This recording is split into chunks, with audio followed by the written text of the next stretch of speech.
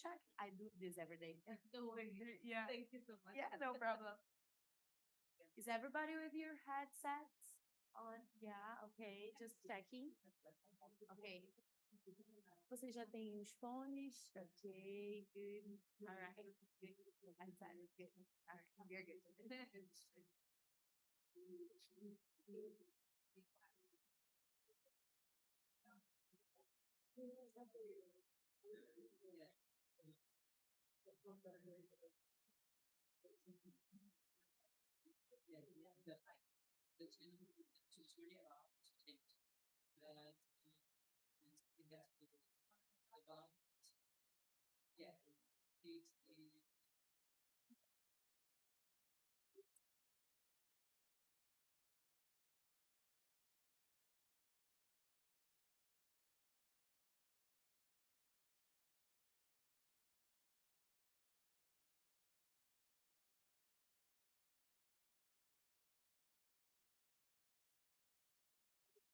Bom dia, salve gente, que alegria abrir o nosso segundo dia de programação. Eu me chamo Vitória Brown, Good sou morning, mestre everyone. I am Victoria Brown. I am the MC today.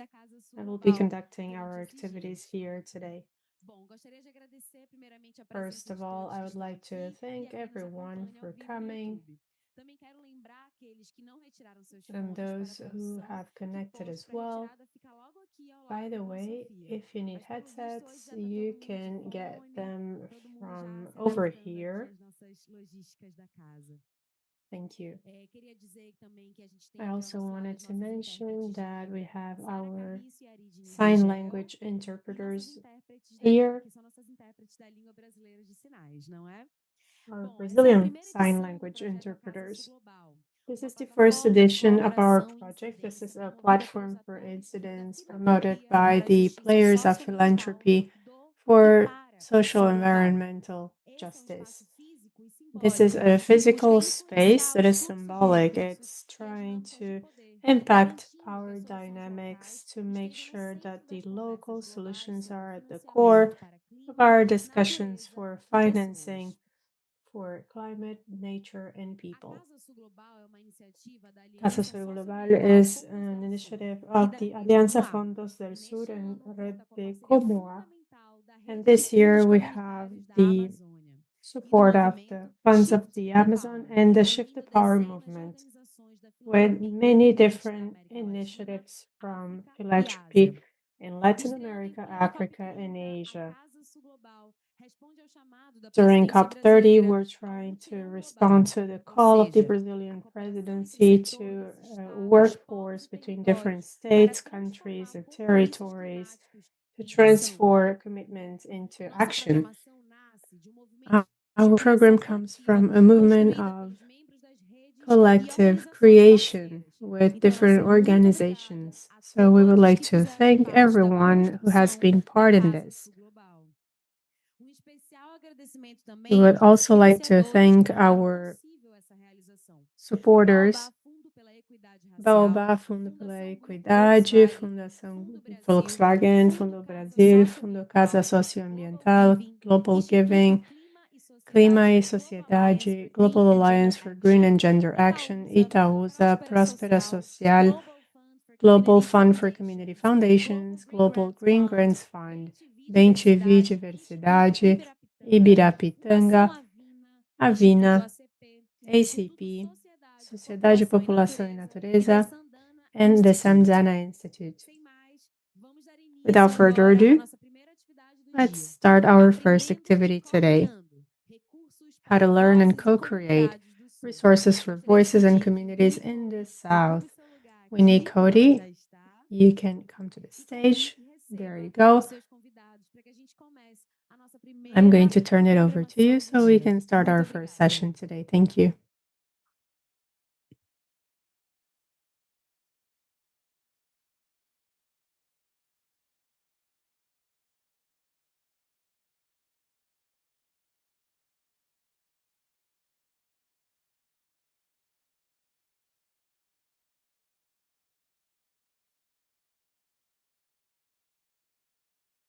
Hello.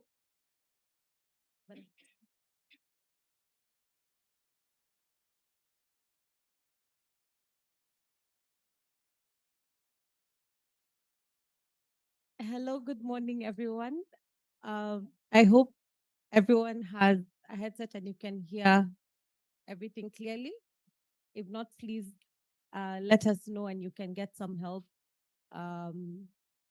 with the equipment if you need. No? You have to put on your headset. The microphone is not loud, so you have to put on your headset. So you have to put on your headset to be able to hear me, because we don't have an actual a speaker. Yes, so there's no speaker, so you have to have the headset on to be able to hear. So are we okay now? Okay, wonderful. So good morning, everyone, and thank you for your patience. We've started a bit late, but we are happy to be here at the Global South House, to be able to be here in community with all of you. My name is Winnie Kodi, as you've heard. I'm with the International Funders for Indigenous Peoples, the only global philanthropic outfit that's focused solely on Indigenous peoples. And we've been here for 25 years, shifting power, building partnerships, promoting the rights of Indigenous peoples, but also promoting the self-determination of Indigenous peoples. And so I'm very happy to be here today and have this wonderful panel with me today on our session.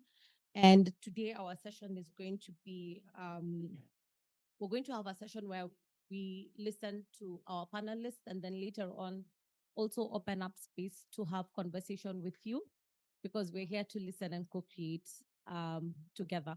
And so just because of the interest of time, I'll just go straight to our panelists, and I will introduce them very briefly, but also give them an opportunity to talk a little bit more about themselves when they answer questions. And today we have 4 panelists with us. And just before that, I want to thank Samdhana, because we've partnered with them to have this conversation today. And we have many voices, all coming from the front lines, really, who are doing the work when it comes to climate finance or climate justice, doing the community work in their own communities, some just at the national level, some at the regional level, others at the international level. And so we're very proud and grateful to have all of you here with us today. And so on my immediate right, we have Cristi. Cristi Nozawa is from the Samdhana Institute. And right next to her, we have Paulo Ricardo, who's here representing Fundo Rutî. And then next to Paulo, we have Nolita, also known as Noli, Kolili, who is with the Pastor Rice Small Grants Fund. And then next to her, we have Ustobio, yes, Rero, who is the Deputy Secretary General of AMAN, the largest Indigenous peoples organization in the world. Just a fun fact there. And he's here representing Rukka, the Secretary General, who wasn't able to join us, but we're very happy that he's been able to join us. And so we will go straight to our conversation today, and we will start with Cristi. And so Cristi, perhaps just a reflection from you on how you or how we can strengthen local and Indigenous institutions, and enabling funding for the unfundable, because very many times our communities, Indigenous communities, local communities are deemed unfundable. They can't, they can't deal with money. They can't account for the money. They don't know how to use the money. Meanwhile, they're the ones who are the front lines doing all the work. So in the work that you're doing, in the work that you've been doing for a very long time, how do we do that? Okay. If we have a day then I can probably cover all of it, but we don't. So I'm Cristi Nozawa. I'm the executive director of Samdhana Institute, and we cover Southeast Asia region, 11 countries at the moment. One of the areas where Samdhana started as part of its purpose for giving back is to provide small grants. Over 22 years ago, uh, there were very few opportunities to fund the unfundable. So when we say fund the unfundable, it means basically the community and donors by their nature have their own accountability and have their own uh, uh, systems to require for accountability. And therefore, communities in the front line normally are not able to receive those resources because they are not registered to receive those resources because they are not registered. They don't have an audit report. They don't have financial systems in place. They uh, not clear in terms of their reporting practices, etc. Everything that a donor requires from the funds that it provides. But on the other hand, they're the ones in the front line. You know, they're the ones protecting forests.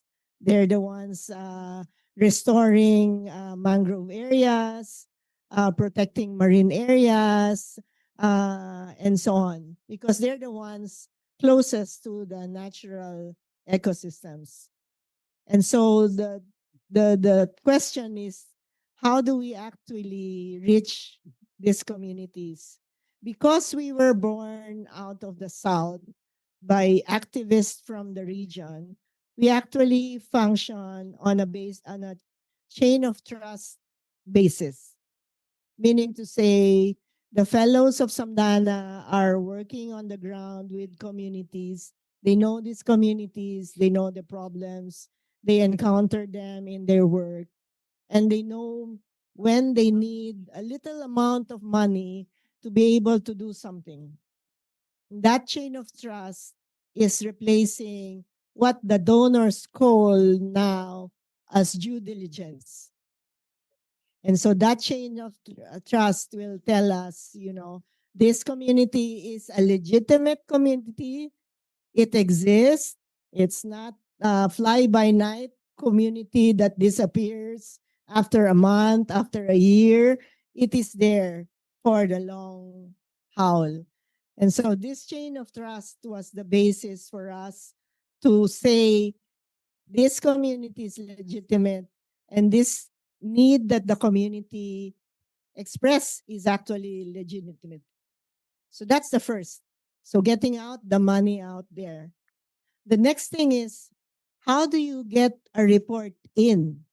You know, they're so busy protecting, for example, their forest area. They're so busy trying to defend their territories and their lands. So how do you then get them away from doing that? Spend some time to actually do reporting. And there you have to, again, use the chain of trust, but also use as a different mechanism for building capacity. Because communities do report, but maybe they report in a different way. So how do you marry the requirements of donors with the community's capacities so that they meet halfway?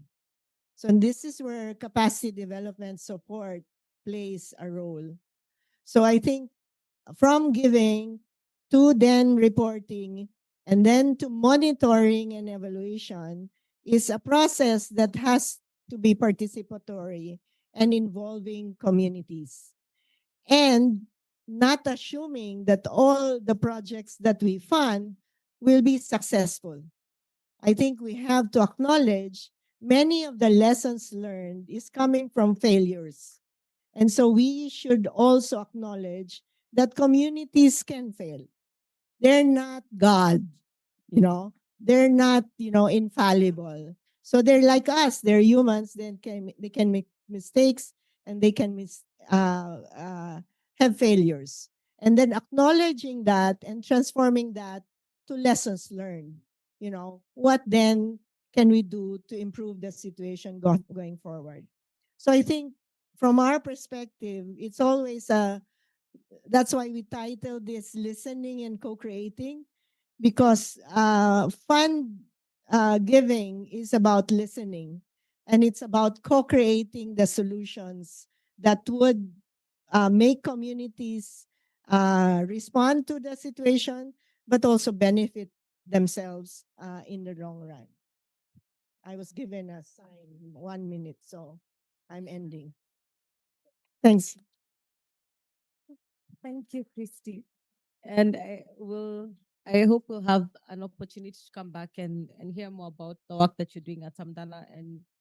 And from what you've shared, a lot of it sounds like what we've been talking about at IPAS about indigenous philanthropy. It's based on trust and not just, it's not a top bottom approach, but mostly it's a bottom up approach where the communities determine how they receive funding, how they use it. So it's responding to the needs of the community. And so thank you for sharing that with us. And so I will move over to Paulo. And Paulo, as a young Indigenous leader and also a representative of an Indigenous-led fund, perhaps you could just reflect on how or what lessons have you learned in terms in sustaining autonomy and sovereignty? So what lessons have you learned around that in balancing power between community and funders through the work that you're doing at Fundo Rutî?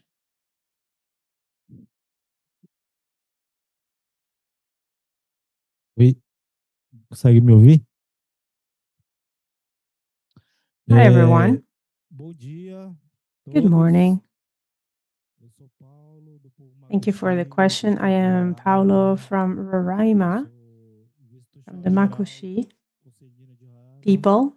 uma organização que tem I work with 54 an anos organization de that's been on luta. for over 50 years, 54 years Há in this 54 fight. anos, as nossas lideranças For tradicionais, 54 years, elas our trabalham uma leaders, batalha, uma they, luta they have been retomada fighting dos to territórios, recover mas também uma luta territories. de retomada dos direitos dos povos indígenas. For us, it's important to also see O Estado the rights of the brasileiro, indigenous assim como people. os outros estados, não The tinha Brazilian esse state and the other reconhecimento, states, não they tem didn't have de nos this reconhecer como parte recognition, da let's just say, sociedade, como as seres part of humanos, society, as human beings. tivemos de travar nossas próprias batalhas. And we had to fight our own battles. Estamos há mais de 50 So anos again, we've na been luta. fighting E for over baseado na 50 nossa years now. realidade, na nossa And based on our experiência, reality and our ao longo dos experience, anos tivemos muitas all conquistas, these years we've conquistas de had luta different mesmo. accomplishments, A gente sempre tem na important nossa mente que accomplishments. tudo que We a gente usually tem, think that nada foi dado, everything that we tudo foi have, conquistado. nothing Nós was given to É us. por isso que We had to direito fight for it. conquistado não se negocia. E durante todo esse tempo viemos So trabalhando all this time we've alternativas, been trying to think of mecanismos de alternatives, fortalecimento das mechanisms, nossas próprias ways lutas. to strengthen our E a criação do battles. fundo And the creation of the fund é uma alternativa que a gente is an encontrou, alternative that we found. mas como estratégia de luta nossa. But as É uma a estratégia de strategy fortalecimento for da us nossa to luta territorial. strengthen Então hoje a gente trabalha com mais de 77 mil our indígenas, efforts. We work with mais over de 32 terras 32 indígenas, territories, mais indigenous de territories, 260 thousands of comunidades people, 260 aldeias communities e uma in small diversidade villages, territorial muito and grande, a lot of que diversity. corresponde That corresponds to 46% of Roraima. So it would be 50% of Roraima. And we still have to do more.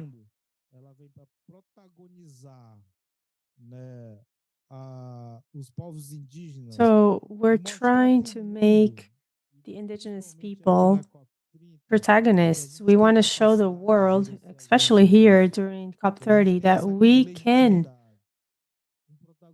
actively manage these resources. We can do our own or work on our own mechanisms. We choose who is going to be part in this, who's going to manage things. We respect our customs, our ways of living. So we've been able to break that taboo, break that barrier.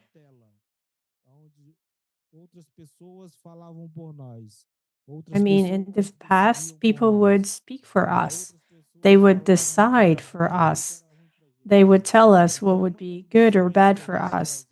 So one of the lessons here is that now we are protagonists, especially when it comes to financial management and also implementing all this in our own territories.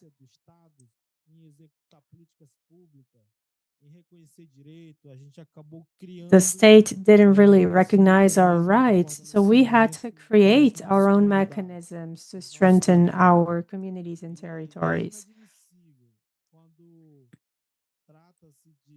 I think when it comes to climate emergency and crisis, it's impossible not to have the indigenous peoples in this discussion.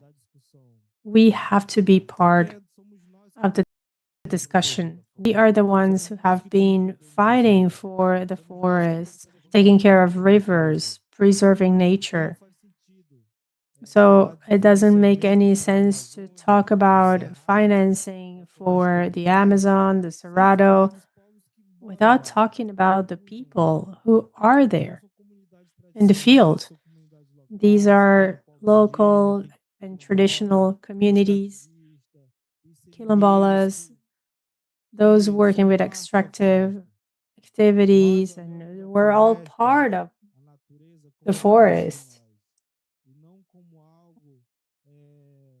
We see nature as part of us, not something that we're going to be selling, that we're going to be exchanging for something. No, the forest is part of us, and we are part of nature as well. We protect the soil, and it will provide for us. What it gives us is what we need, but we have to take care of it, of course. And when we talk about preservation, when we talk about strengthening and developing territories, we're not just talking about the community. Climate change is not just bad for the community, it's bad for the entire society, the society as a whole. Everyone is everyone is at risk if we don't take care of our planet. Where are we going with all this? Are we just going to wait for everything to collapse?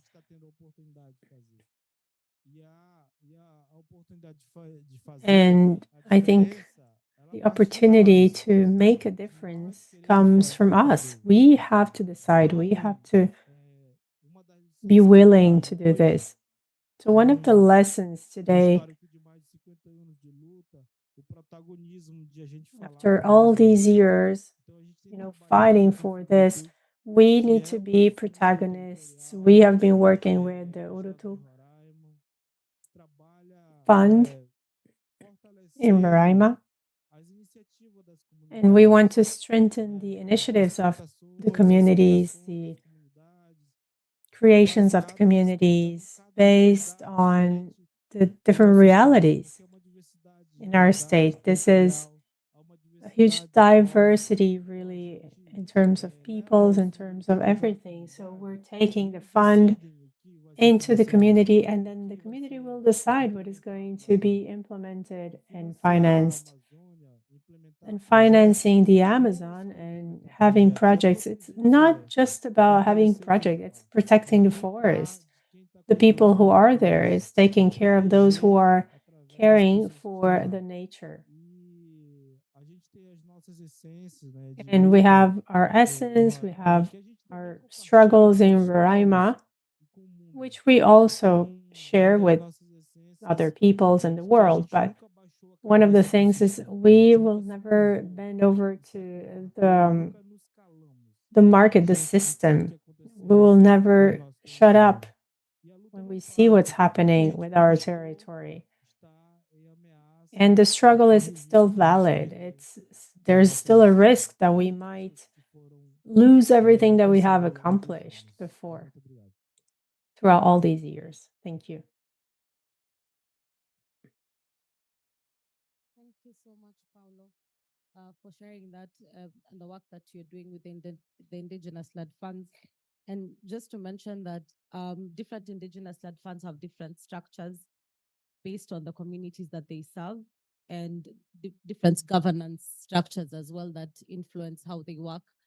And just maybe to plug that, we at IPIP have had a governance scan report that focuses on Indigenous-led funds and their governance structures and how they work in their own communities, or what has enabled them to be successful in the work that they've been doing in their communities. And so this is a resource that we've had, and we were very proud to also have Fundo Rutî to be one of the respondents in this report.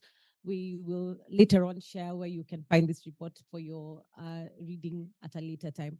But just in connection to what Paulo has been talking about values and the systems that communities have, we'll move over to Noli, and just hear your reflections about cultural and spiritual values in climate justice, and how this influences the flow of the flow of loss and damage funds to southern actors, so southern communities to communities.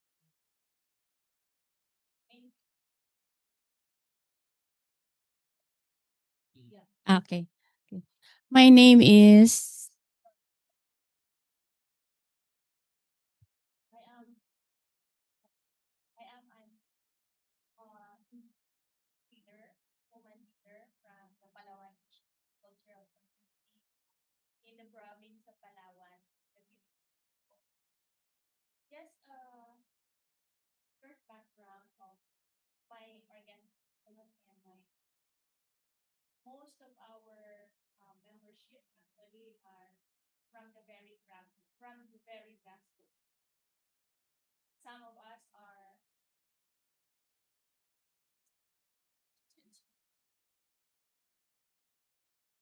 hello.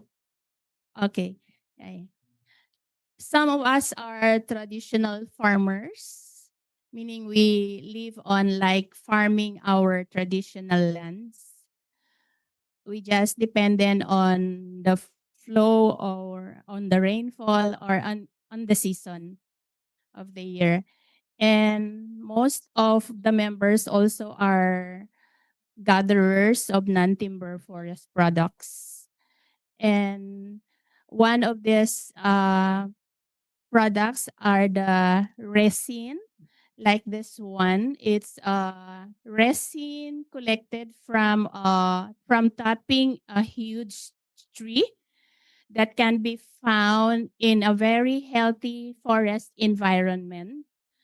And it's a century-old trees already. And the skills of the tappers of our community have been passed down to us from generations from our ancestors.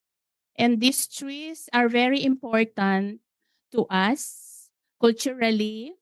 We value this commodity or this product very much because this is the very source of our cash income. Although we are farming community, the farm products are for our food, for our subsistence. But as the time passed by, we also need cash during this time. So these commodities from the forest as the source of our income and other non-timber forest products found in the forest. But knowing the crisis that we face now, our forest is not exempted from the crisis that we are facing with the climate change. The loss and damage that are brought about by what's happening globally in other areas also affects us. So we value what we have in our traditional land, in our territory so much. That's why we cannot afford to lose this to any kind of whatever the society or this economy that offers us. This is much important to us because it is not just a livelihood. It is not just a cash source source of cash income. There is a spiritual value in it because we believe that if this forest that we have taken care of for four generations and have vanished or totally extinct from in our areas, our culture also, our life also will go with it because we believe that these resources within our lands, in our territories, are part of our very breath. We call it in our local language, karugtong ng aming hininga. So we cannot be separated from it. So that's why we try ourselves to get along with the mainstream where we can have direct access to like partners, funds who can help us in our advocacy to preserve, to conserve these values, the spiritual values, the cultural practices we have not only for us because the benefit of the healthy forest, the biodiversity is also a benefit to the entire world or to to other communities, not only with our communities. That's why it's important for us, like at Pasteurized Fund, we have the direct access to fund because we usually start up what we call livelihoods to develop into something uh, like enterprise so we can have a continuity of cash inflow into our community and into our families. So using our community shared fund, we also reach out to donors to other funds like just what mentioned Cristi a while ago. But it's not that easy actually. It's difficult. But since we were here since 1989, so we tried a lot of livelihoods already, but we finally got into the market where they also value our products. They respect our traditions.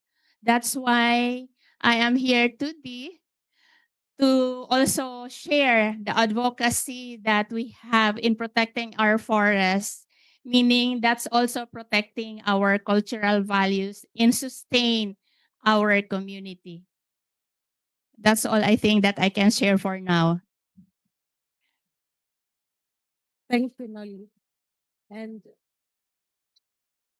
later on, Nolly has some a surprise for everyone, which we will share with you just after at the end of the panel discussion. And just before We move on to our next speaker. Please, if you have any questions, you can have them ready because we're going to go into a session of questions in a bit. So you can have them ready. You can write them down if you would like. But also, we're going to invite you to join us here at the front if you're able to come to have reflections or discussions after this. And so we'll move on to you. Again, thank you so much for coming on behalf of Rukka. And we're glad you're able to come here and share with us the work that you've been doing in Asia, whether it's through IPAS or the Nusantara Fund or through Aman. And so could you please share your experiences in modeling the financial mechanisms that have, that are reflecting self-determination in Asia? Ya, halo, dengar ya?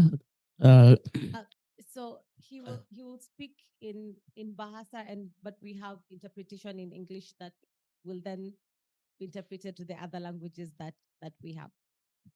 Oke. Terima kasih Winnie.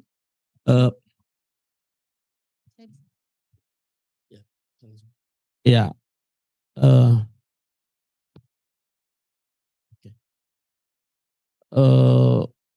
Saya sepertinya melanjutkan dari yang disampaikan oleh Cristi, Paulo, dan Norli. I think I would like to continue what has been mentioned and shared by Cristi, Paulo, and Norli. Ya, pengalaman seperti kami di Indonesia, ini memang juga berangkat dari situasi di COP26 di Glasgow, di mana komitmen donor on the situation of COP26 in Glasgow, where IPLC or indigenous peoples and local communities, fisher folks, farmers, youth, and women in this group play their important roles in protecting the environment and also our climate, and that's why there was a pledge of $1.7 million from the COP26 Glasgow at that time.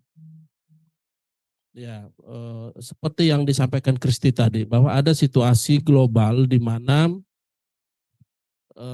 seolah-olah melihat bahwa yang bisa membuat proposal itu adalah lembaga-lembaga besar yang punya kapasitas untuk bikin proposal, membangun komunikasi dengan donor, bisa berbahasa Inggris.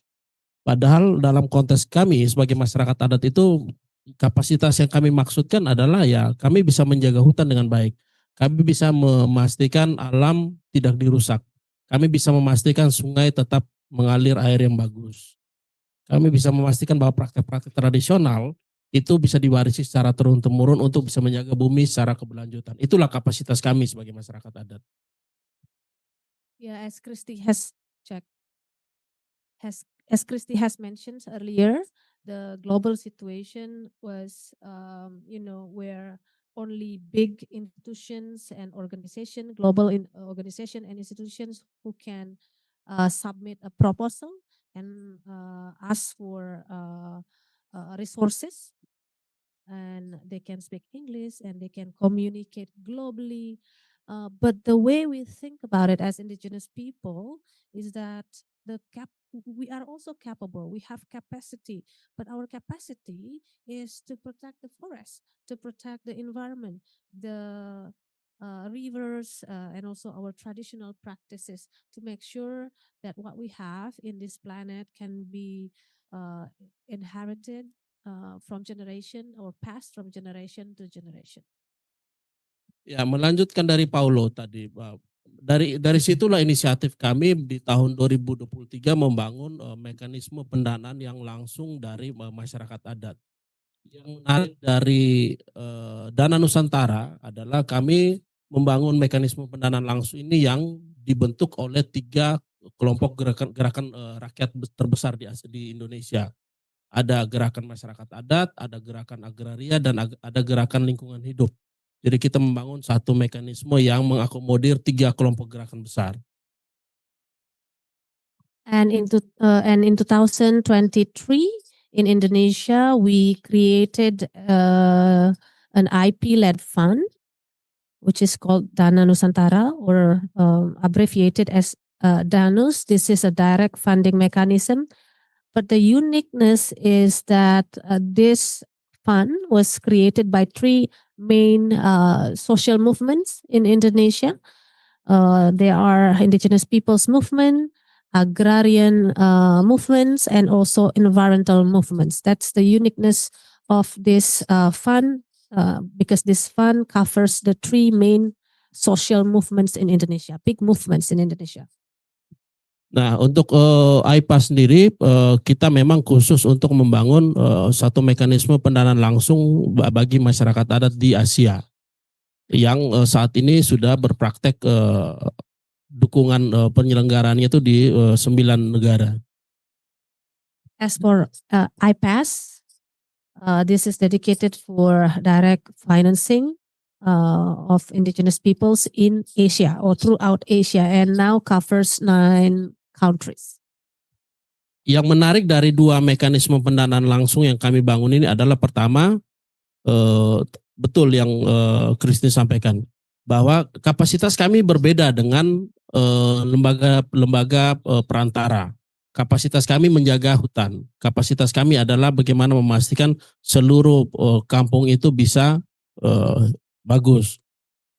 Nah, di dalam membangun mekanisme pendanaan ini untuk laporan, bahkan kami mempermudah seluruh proses distribusi pendanaan dan juga pertanggungjawaban kepada donor. Ya, salah satu praktek yang kami lakukan selama ini adalah bagaimana laporan dalam bentuk resip. Resip itu kami gantikan dengan video dan berita acara kampung, berita acara komunitas, karena itu menurut kami sebagai sesuatu yang sangat legitimate, ya, daripada bukti-bukti yang itu bisa saja diutak-atik, ya, dipermainkan gitu. Dan kami juga membangun komunikasi itu dengan auditor, dan mereka kemudian menemukan satu model baru cara bagaimana pertanggungjawaban secara lebih legitimasi dari si yang terima duit itu dari masyarakat adat.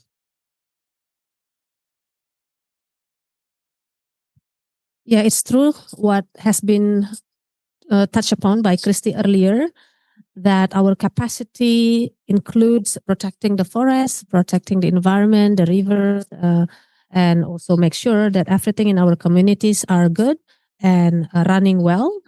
As for the two funds that I mentioned earlier, Nusantara Fund and IPAS, we make the distribution of fund, reporting, and accountability to donors more simplified, where we replace receipt with video and also community, and also some sort of from the communities that receive the fund.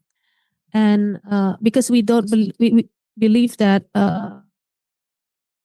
we're totally sent for this, because receipt or documents can be compromised. And at the end of the day, we also work with auditors, and we found a new model, legitimate model for reporting and accountability to donors by the community who receive the fund or resources. Ya, karena di kampung-kampung itu tidak ada tanda bukti terima. Yang ada adalah masyarakat adat, mereka terima duit berapa, mereka menyampaikan, mereka pertanggungjawabkan di dalam forum musyawarah adat, dan mereka sampaikan itu kepada Dana Nusantara ataupun IPAS. Itu satu. Yang kedua, sama seperti yang Paulo sampaikan tadi, bahwa memang kampung itu tidak membuat proposal.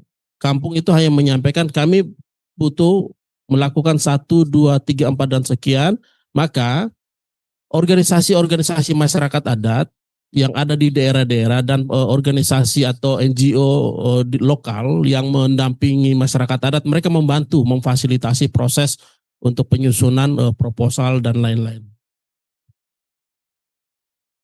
It is because receipt does not exist in the community. And what happened is the indigenous peoples or the communities, they receive the money or the fund and they like create a deliberative meeting or the deliberative process or gathering in the community where they share what they're going to be doing with the money and they report what they're going to be using what they're going to be doing with the money to the donors. And also they, as mentioned earlier by Paulo, the community or the people living in the village, they don't make or submit the proposal, but they were assisted by indigenous people's organizations, assisting them, or local NGOs nearby their positions. So they only mention, or the community only mention, oh, we are doing, or we want to do these activities, 1 or 2 or 3, 4 activities. This is what we need. And then the local IPOs and NGOs assist and facilitate them in developing the proposal. Ya, yang paling penting juga adalah dari seluruh kebutuhan yang diajukan oleh komunitas itu tidak ada potongan 1% pun dari mekanisme pendanaan langsung. And what is most important for me to share here, there is no deduction from the funds regarding the amount received by the community. So there's no deduction to the fund received by the communities. Terima kasih. Thank you, obrigado. Thank you so much.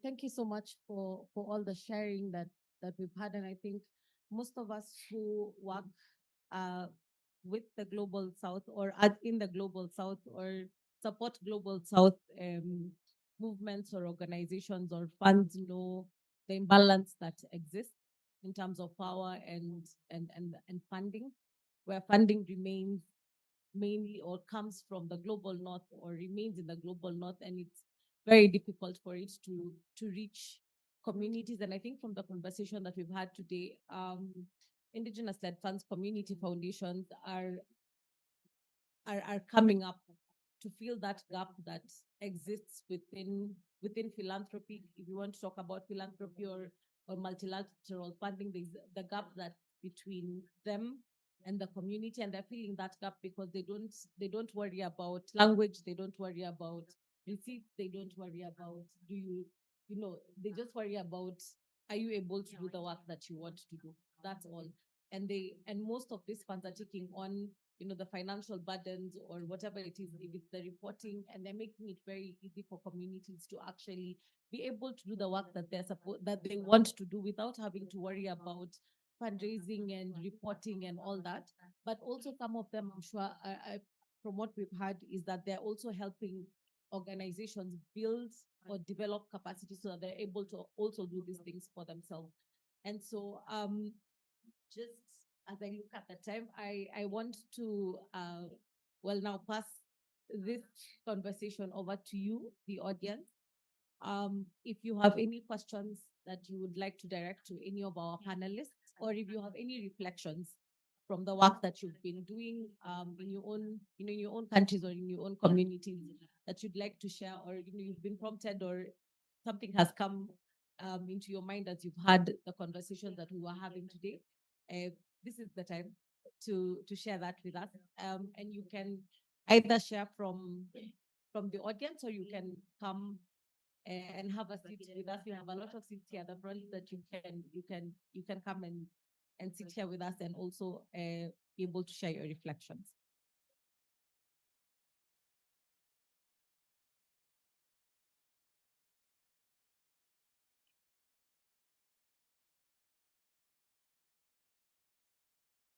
Oui.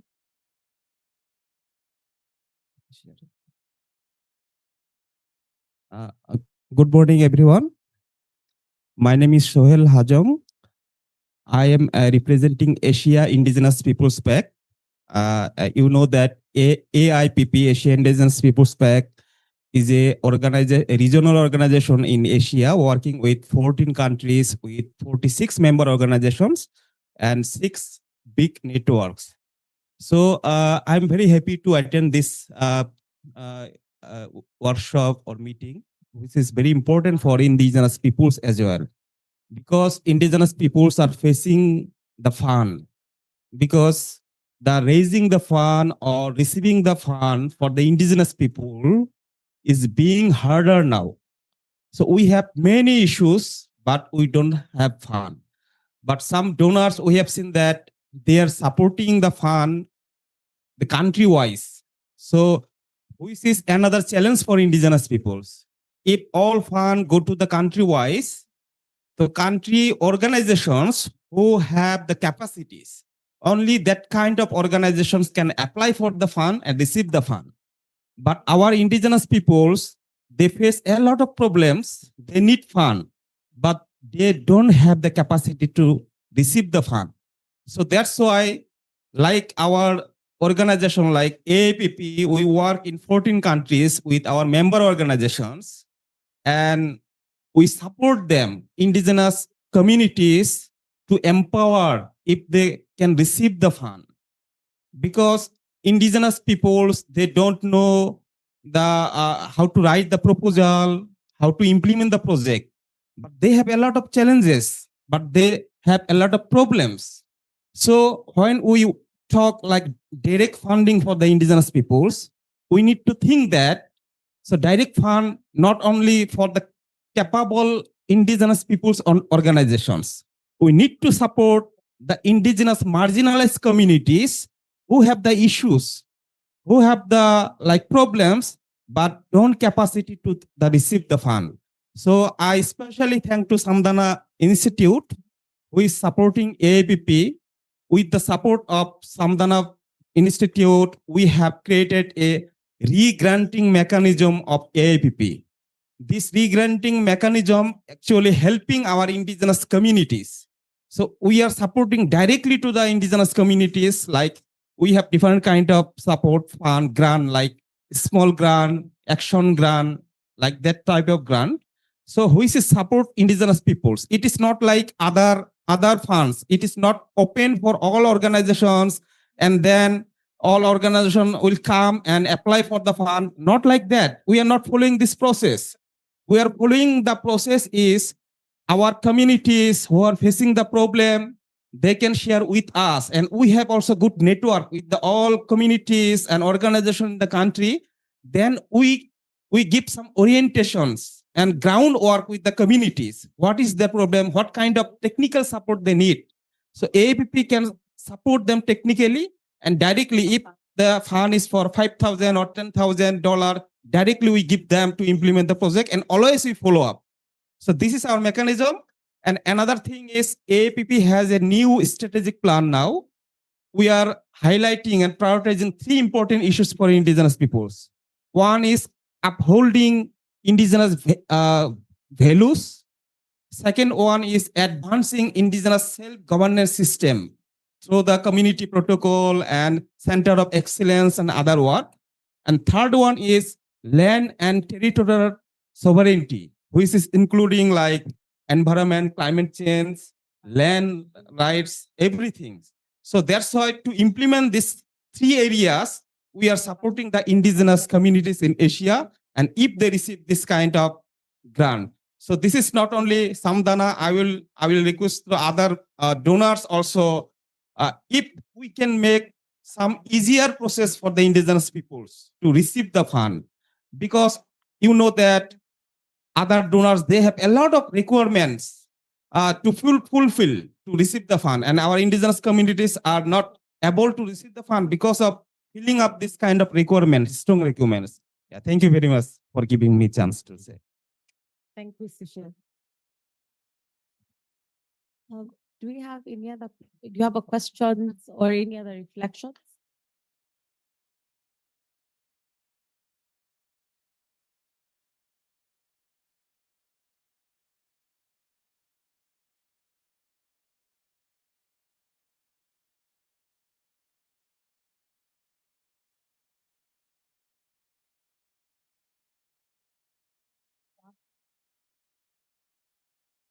Iraipiquema.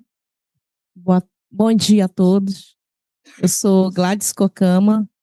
Good morning to you all. I am Gladys Kokama. I'm the president of the Kokama Federation. And here it's a federation, an indigenous federation of the Tucano Camire, Peru, Colombia people. And we are Federação Kokama. I would like to say that in terms of the financial part, it's very difficult to get to the small villages. Talk to the authorities, the local authorities, the First Nations authorities. So indeed, I said, the difficulty is bigger. Systems are very different. Unfortunately, there are many programs that deal that they will not be able to be heard. And then other people come to try and do a project or deal with the financing aspect of it, how to do, what to do, how to fill the forms, how to write those reports. And that's something that, communities are very sad about. They think that the leaders don't solve anything. That's because they don't know. It's important that those institutions that exist all over the world, they have to send people really to do field work. We need to be helped. This is what I wanted to say. Send people for us to be able to understand, to hear, and to help.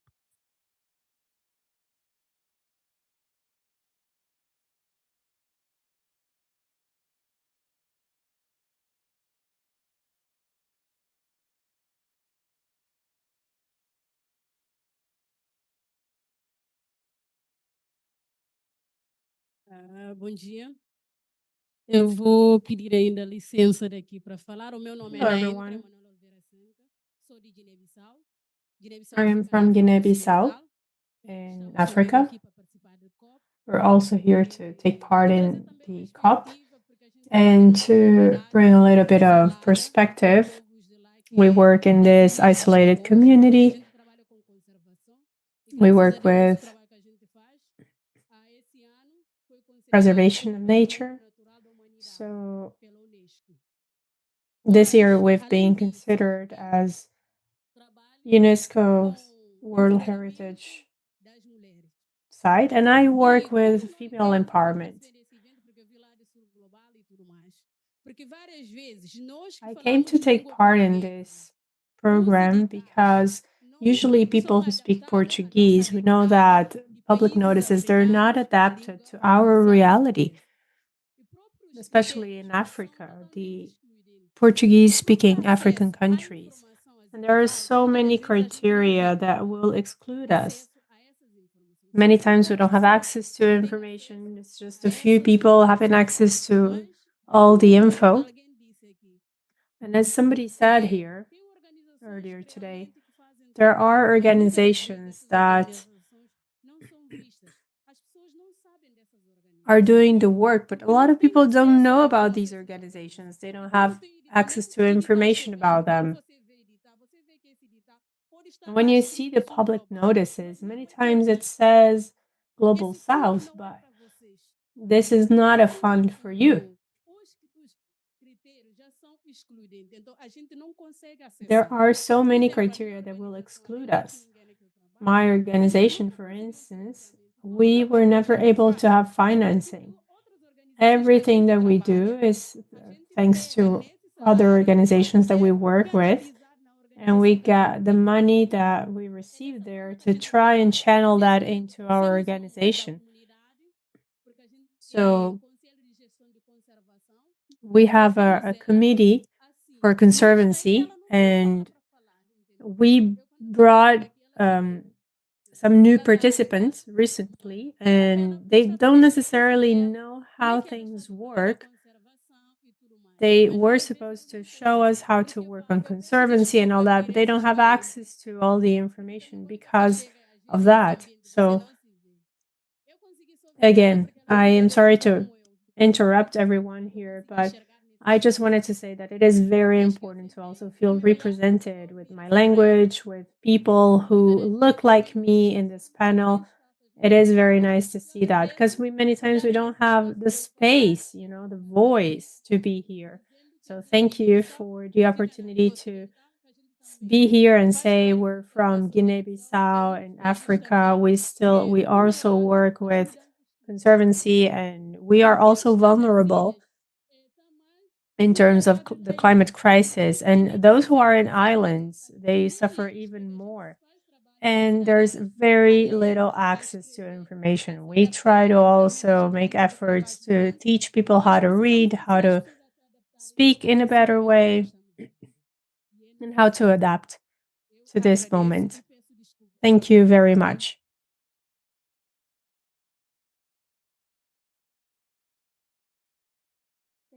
Yeah, maybe we can have just one last one.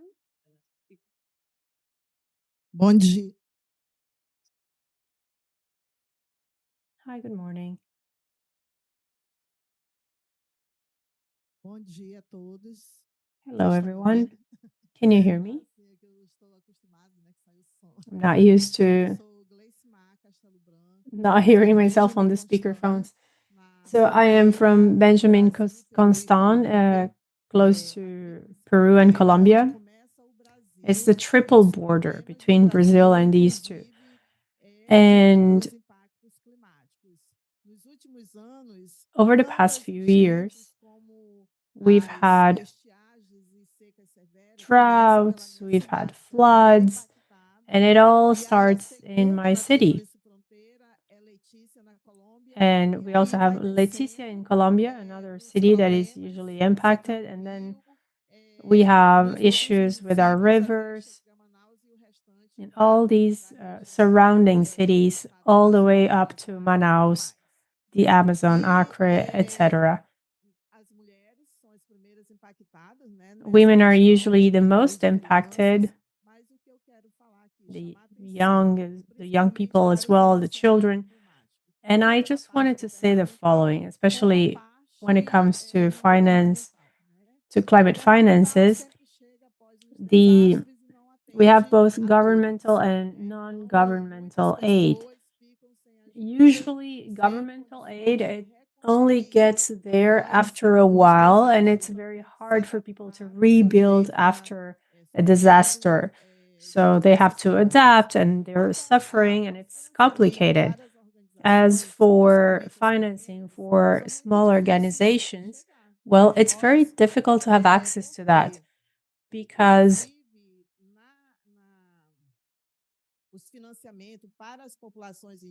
when it comes to the indigenous people, it's really complicated. We have this discussion here at COP30.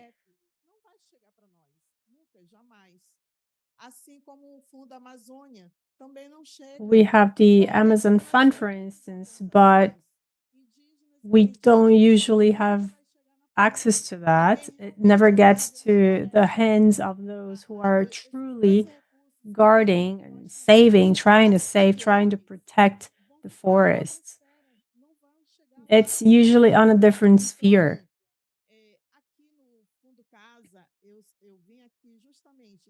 So here at Fundo Casa,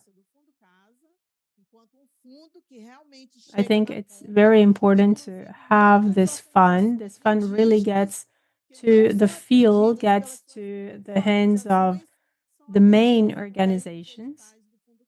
So that's important.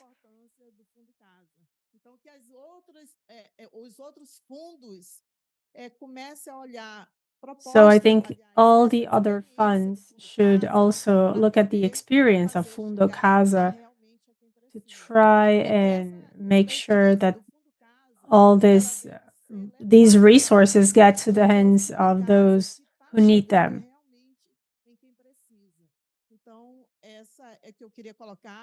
So anyway, that's what I wanted to share with you and highlight. In our negotiations, those who have access to the blue zone should also be focused on that. It's important that we talk to the other funds, to talk to Fundo Casa, Camua, and everyone.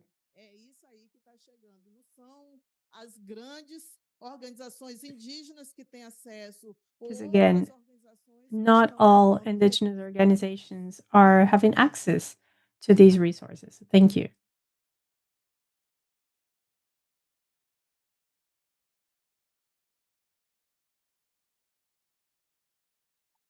All right, thank you so much for those reflections and for sharing with us. I'm going to invite Joanne to come. She's been our harvest at this for this session, and so she's going to give us a few reflections before we can close the panel. So hello everyone. So while listening to the conversation, my takeaway is that for me, what's most striking is that indigenous peoples have different abilities. And I think that every indigenous person should be proud of that. What you are doing, protecting your territories and keeping your cultures and bringing diversity to the cultures around the world is very important. And there should be no sense of guilt or no sense of apology from any indigenous person. For organizations and who intend to bring financing or support financially indigenous people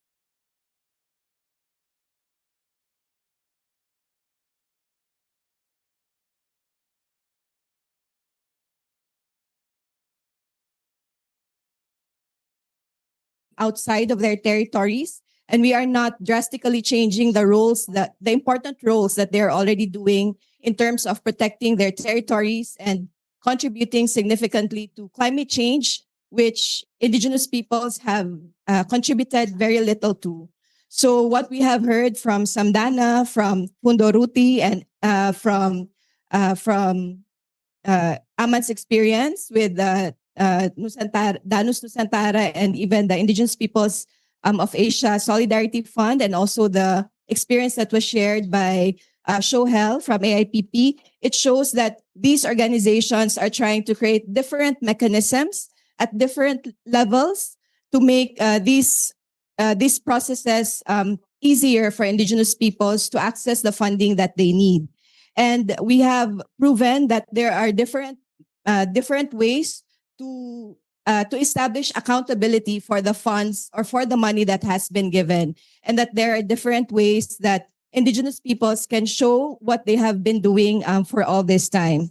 So we have together, all of these panelists have shown more than 25 to 50 years of experience protecting and defending the territories, and also making sure that support and financial support is going to who are on the ground and those who need it the most. And for me, the last one is that Indigenous peoples' diversity, all of us here in this room, our diversity is our greatest strength. So let us work together to build on this diversity so that we are able to help one another where we are. We can keep ourselves within our own territories. Thank you. Thank you so much, Joanne. And so I'm just going to come back to the panelists for your very last words. Just 1 minute each on your very last reflections on really the importance of funding or resourcing Southern voices from the conversation that we've been having today. So just your very last reflections, just a minute of the importance of resourcing Southern voices. And we'll start. Ya, terima kasih Winnie. Yang paling penting dari pendanaan langsung ini adalah legitimasi dari si masyarakat adat itu sendiri. Betul yang dibilang Johan tadi. Persoalan kita, keberagaman ini menjadi kekuatan harusnya. Tapi intinya adalah pendanaan langsung yang kita maksudkan adalah ada legitimasi dari kampung, dari komunitas yang dia menjadi bagian dari mekanisme pendanaan langsung itu sendiri. Organisasi-organisasi masyarakat adat punya peran untuk bagaimana memperkuat model dan mekanisme pendanaan langsung yang transparan dan akuntabilitas. Itu inti dari yang kami bangun. Yes, as been mentioned previously, the diversity is our manpower. So the direct financing that we mean here is the legitimacy from the village, from the community that become the mechanism of managing the direct financing. And IP's organization has a role on how to strengthen the modality and mechanism for direct financing that are transparent and accountability and has accountability. Thank you. Thank you so much. Sorry. Hello. Yeah, okay, it's working. Yeah, maybe as I have mentioned earlier, accessing funds actually it's difficult for us as indigenous peoples at the very grassroots. So this is a good opportunity for us. So we'll be able to speak up, share what or how we feel, how we think the funding world actually. So we are already doing our part in terms of conservation and without leaving behind our culture. And I hope also the other communities or even the funding organization can also look at us or can develop a healthy partnership with us if it's possible. So we can continue what we are doing and we can also help other communities. Thank you. Thank you, Noni. Paulo.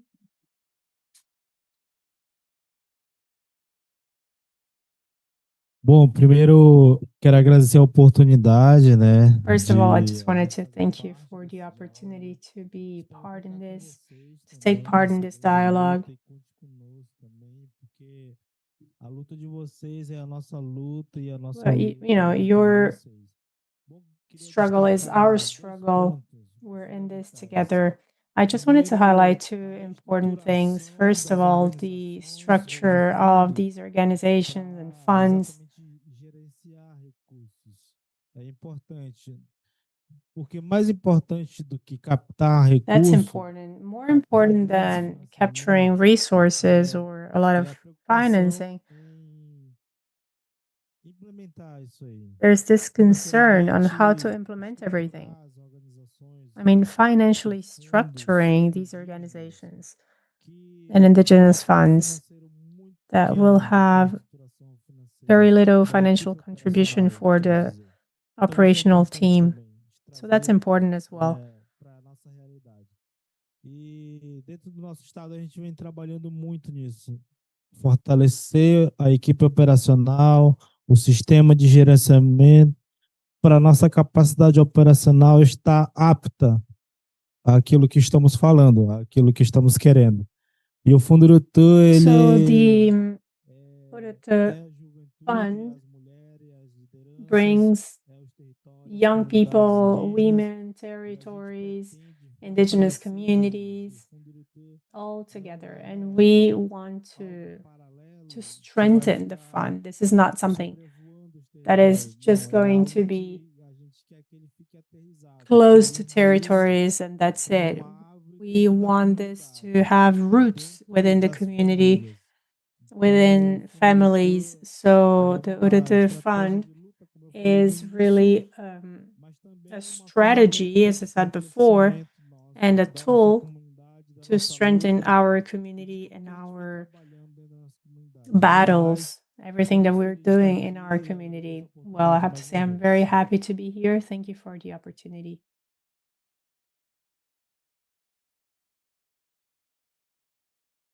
Thanks very much. Is this working? Okay. I'm very happy that we've put this session together with IFIP, long standing partner of Samdhana. I think we underestimate the contributions of our partners on the ground.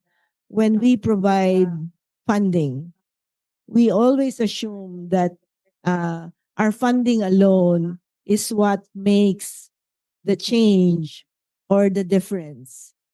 But without the time and energy of the people on the ground, the indigenous people, the women, the young people, you know, the community itself, none of these initiatives will work.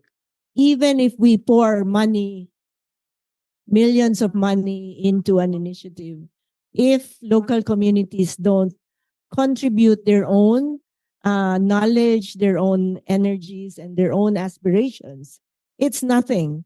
It's just money. So I think we need to value what contributions our partners actually bring to make any efforts to mitigate climate change, to adapt to climate change, and not just see them as quote unquote beneficiaries.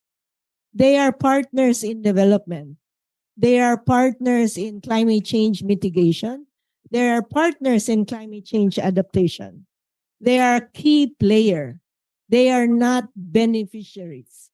They are a key player in making this change happen and making us benefit from the mitigation measures that are in place in communities, in indigenous territories across the world.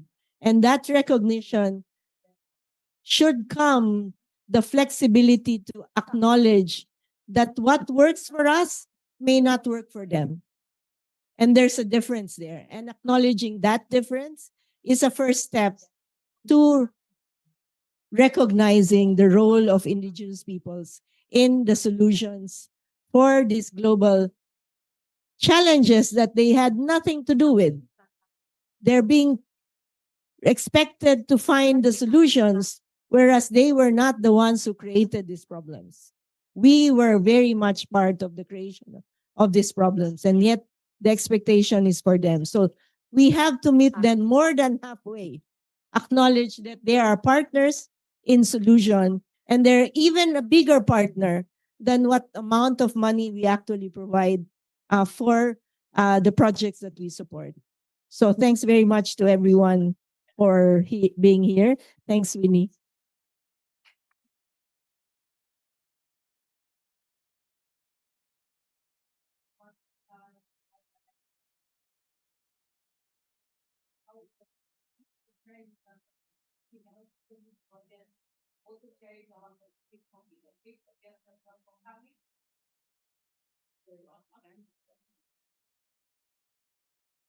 Is it on now?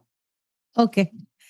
Thank you. So I will say my thanks again to our wonderful panel for sharing your experiences, the work that you're doing, for the audience as well. Thank you for coming to hear the conversations that have been happening, for the work that you're also doing in your own communities. We've had, so there's a lot that has happened or is happening, but there's a lot more that needs to happen, and we continue to hear the gaps that other people are experiencing. Thank you, sister from Guinea-Bissau, for sharing with us that. So even as we conclude, there's a lot that we need to think about, how we continue to support, how we continue to reach out to, or how we continue to meet indigenous people's communities in their own space and not expecting them to come to us, because I mean, they're the ones who are the front lines. They're the ones who are being affected the most. And as Cristi said, doing the very least, but they're the ones who are being affected the most. And so thank you again so much. Also, just to let you know that we have a ton of publications at the back where the cafe is. And the publications are about how you can support, how you can resource, how you can work with, together with, and for indigenous peoples in their own communities, especially if you're a foundation or if you're a funder, but also for your communities, how you can use these toolkits to support the communities that you serve. And so we welcome you to take some of the publications. We have some of them in English, Portuguese, and in Spanish. And so we you know, we're big on language justice, so that no one can feel left out with the publication. So again, thank you so much.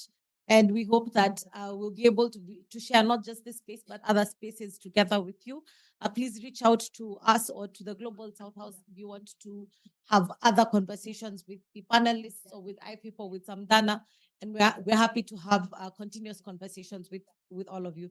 So thank you. Have a good day. And I wish you good deliberations at the COP, or if you're here at the Global South House. And also thank you to the Global South House for for hosting us so graciously, and we're very grateful. Thank you.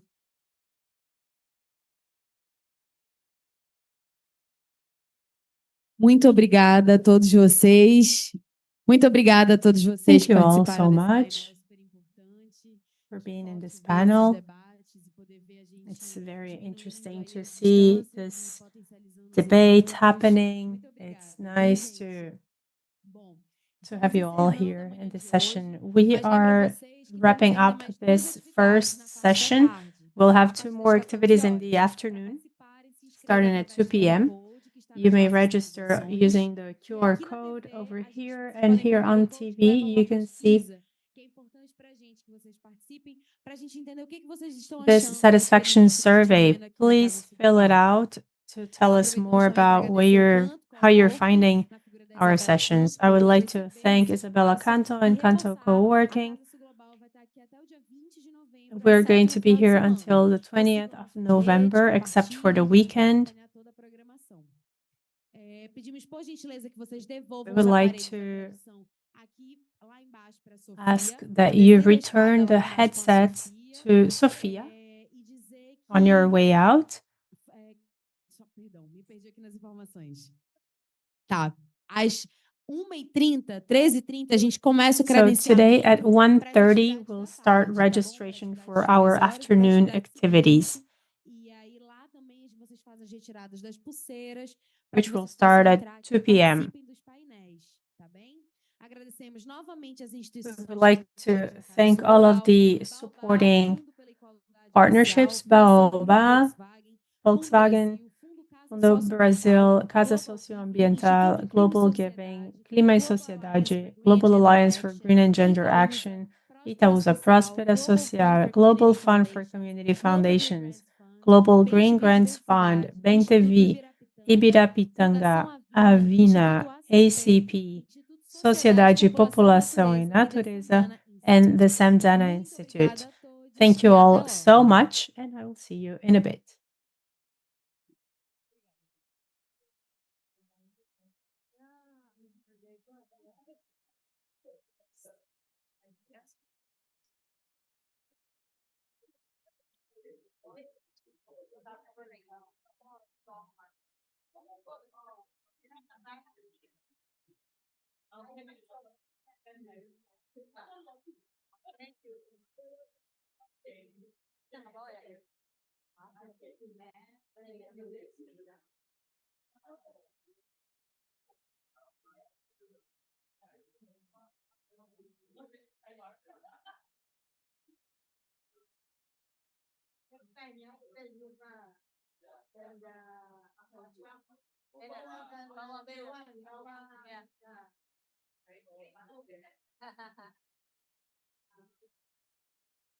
Now you have to pay us $1 each. For fundraising, yeah?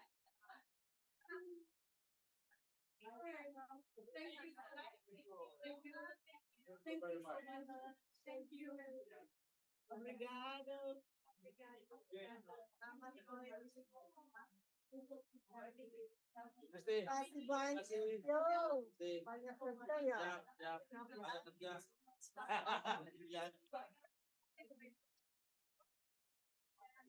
Di apa bukan di Rukka ya? Oh, I have another one. Sorry.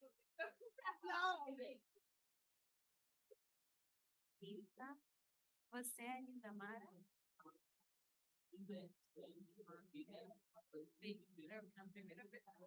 Aquela vez.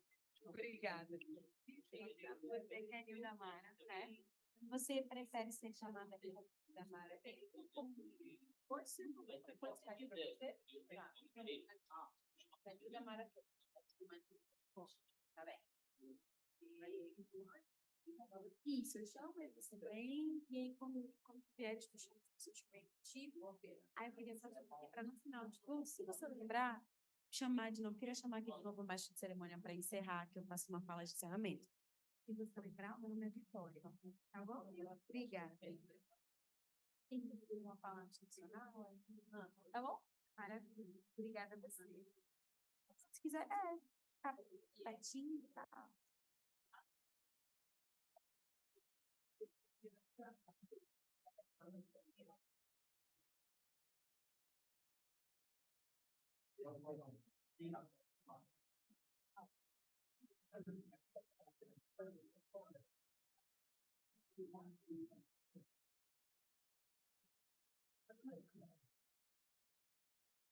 Boa tarde. Tudo bem? Como vão vocês?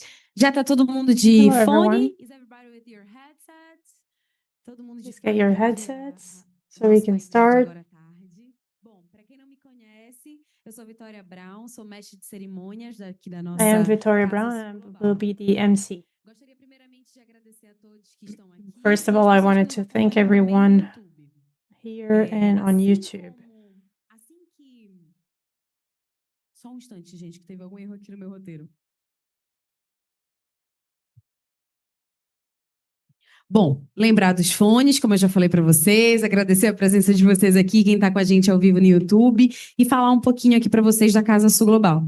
Estamos lançando aqui em Belém a primeira So we're edição do launching projeto here in Casa Belém Sul the Global. first edition of Casa Essa Sur edição Global. trata It's de a articulação política, space for mobilização, incidents, produção, mobilization, colaboração, and filantropia de justiça socioambiental entre atores do Sul Global.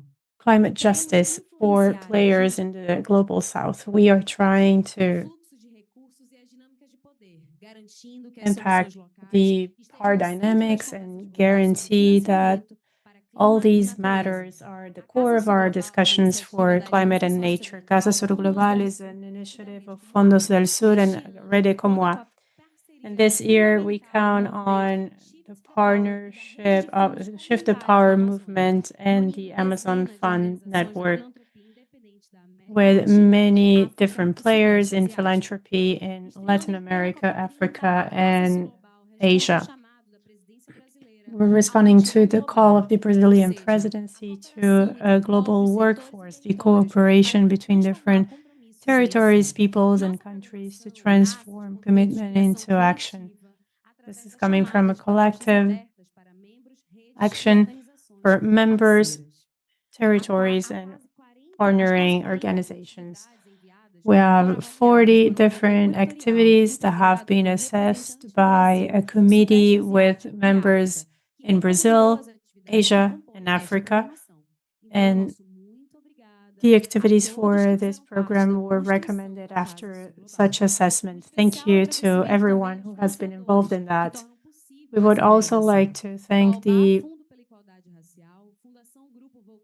partners Baobab, Volkswagen, Fundo Brasil, Fundo Casa Socioambiental, Global Giving, Instituto Clima e Sociedade, Global Alliance for Green and Gender Action, Itaúsa, Prospera Social, Global Fund for Community Foundations, Global Green Grants Fund, Bem TV, Ibirapitanga, Avina, ACP, Sociedade, População e Natureza, and the Samdhana Institute. This morning we had our first activity with the Samdhana Institute, and now we will continue with the next activity for guidelines for climate financing in peripheral areas and the experience of Mizizi, Dudu, Quilombola Fund. I will turn it over to the first guest here. You can come to the stage. I'm going to ask everyone to introduce themselves. Thank you.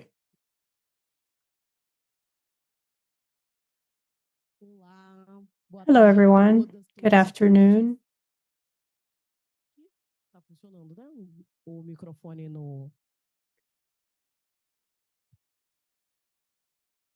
Não está funcionando no fone? Let's see if my microphone's working. Let's double check. Good afternoon. I am the coordinator of the PIPA initiative. I am an anthropologist and a professor, and I've been working with race, philanthropy, and other related matters. It is a pleasure to be here with you today and to be a mediator in this discussion. I am a Black woman of 1.6 meters. I have a braid, green dress, and large earrings.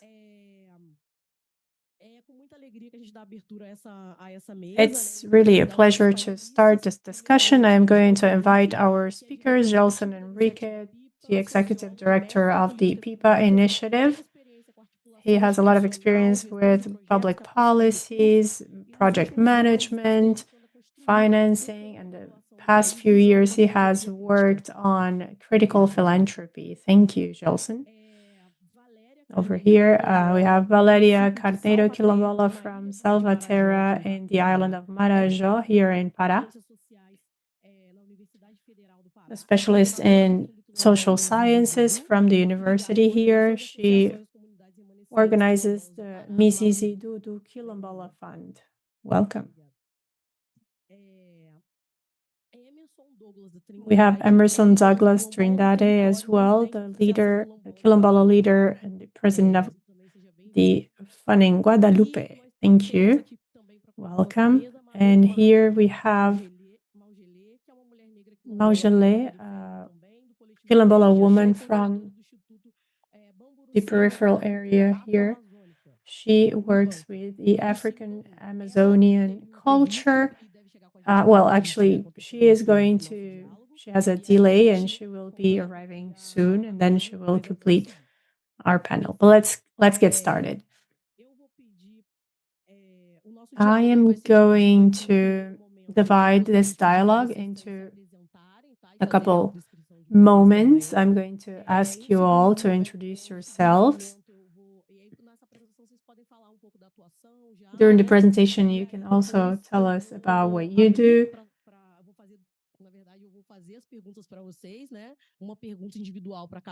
I'm going to be also asking you questions, and you'll have around 8 to 10 minutes each to answer. And then we'll have a Q&A session with the audience. Hello, everyone. First of all, I wanted to thank you for being here.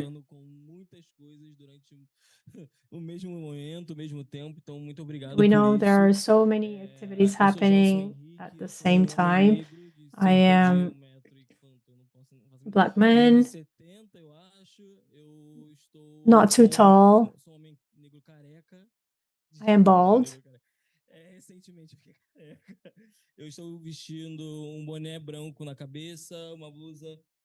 I have a white shirt, white sneakers.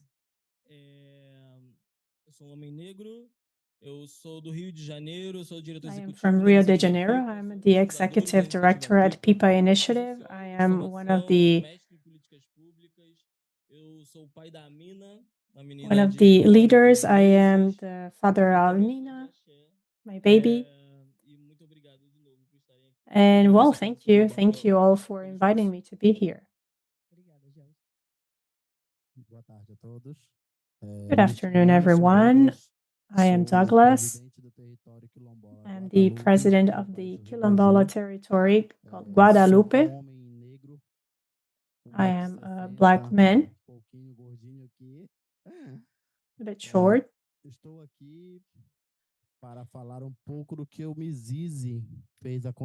I just wanted to tell you about what Mizizi has done in my territory. Thank you. Valeria? Well, good afternoon. I am going to sit over here so you can see me. I am Valeria Carneiro. I am a Black woman, Quilombola. I come from Marajó, the most beautiful island in the universe with the best beaches. I see Garapés. I am a professor of social sciences. The Quilombola movement was able to make sure that more Quilombolas would have access to the university. I am part of the initiative, of that initiative. Eu estou de conjunto, calça e blusa verde, né, cabelão cacheado, óculos e uma sandalinha. As I said before, I will self-describe. I am wearing a dress and a large necklace. Thank you. Well, we're here to represent the different activities, the different groups. Well, when we talk about the guidelines for philanthropy, we are making an effort, which is a recent effort, an urgent thing, where we're trying to rebuild everything from the territories that are dealing with climate change. And these guidelines, they show that this crisis is not homogeneous. It can impact different biomes and regions in Brazil, especially peoples and communities, traditional communities that have been well represented here. People from African descent and many different players that think about ways of living that will sustain our lives, not just in Brazil, but also around the globe. All these data, they show that the concrete solutions from these groups in terms of protection, they are still less financed than other organizations, other spaces. So I think in the end, we're thinking about these guidelines in terms of how to have the right climate justice, something that is looking at all the territories. So I think this is connected with our dialogue with Valeria. So I wanted to know about your experience as a coordinator at Mizizi Dudu. I wanted to know about the importance of such a fund for us when it comes to climate, financing, and how you see this at the core as well of everything, and why these funds have to be strengthened. You have 8 to 10 minutes, okay?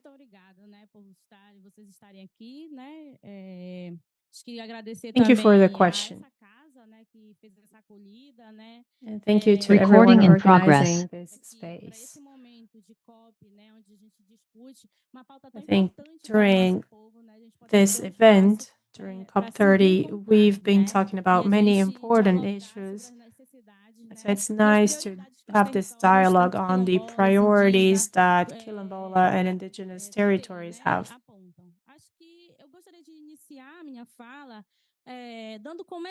I would like to start by giving you the example of something that we do at the Mizizi Fund.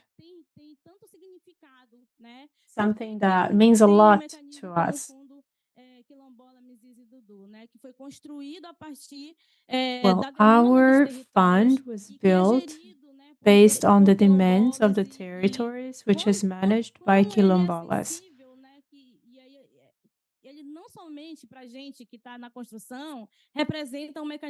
For us, it represents not just a financial mechanism, but also a political mechanism or element. And I just wanted to mention one of the territories that we had recently, which was Rio Branco, the territory of Rio Branco in the state of Pará that received its title last year. And we started visiting the territory. And basically, they received a letter, an invitation from Mizizi. As I was saying before, Mizizi is a political instrument, not just a financial mechanism. So when we went there to visit, we noticed that there was no assistance, no aid at all. There were no policies, and we started working at the territory to make sure that the Secretariat of Education could be there and see what was happening, to have better classrooms. We noticed that they had very basic structure there, infrastructure. They only had one room, just one teacher that would cross the river and go and educate these children. There was no electricity, no water. So we started working there at this territory to make sure that they would have access to all these things. Internet, for instance, internet connection.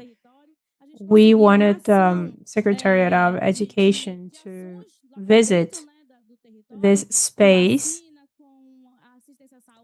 We also made sure they would have access to vaccination and more things. So many efforts that we brought to this place, to Rio Branco.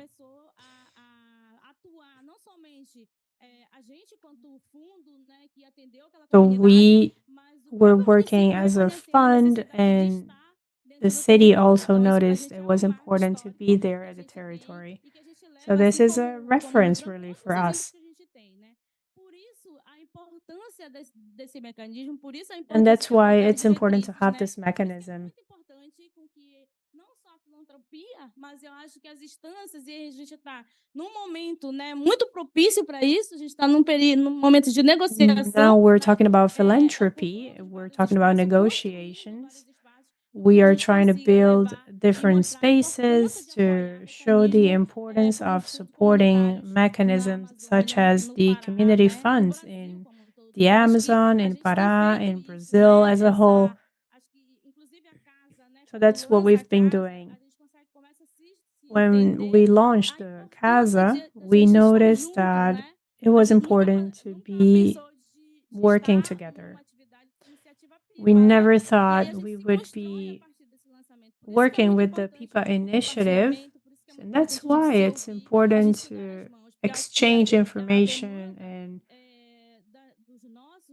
join other institutions in their efforts as well. This way we can join forces. So the Mizizi Fund comes from this need to have a mechanism where we can have less bureaucracy. The community funds have this sensitivity, let's say. We know how hard it is for communities to have access to resources. There's a lot of bureaucracy. Also, the public notices, they're usually extremely complex for the community leaders to understand them. I usually say that there are many terms, many words that are impossible to understand for certain people in the community. So we have to make sure that we can have a more flexible way of doing these things. We want our communities to also be able to understand these notices, these documents. So the Mizizi institution, the Mizizi Fund, is trying to help communities in that regard. We want everyone to feel like they're part in this, to also relate to the process.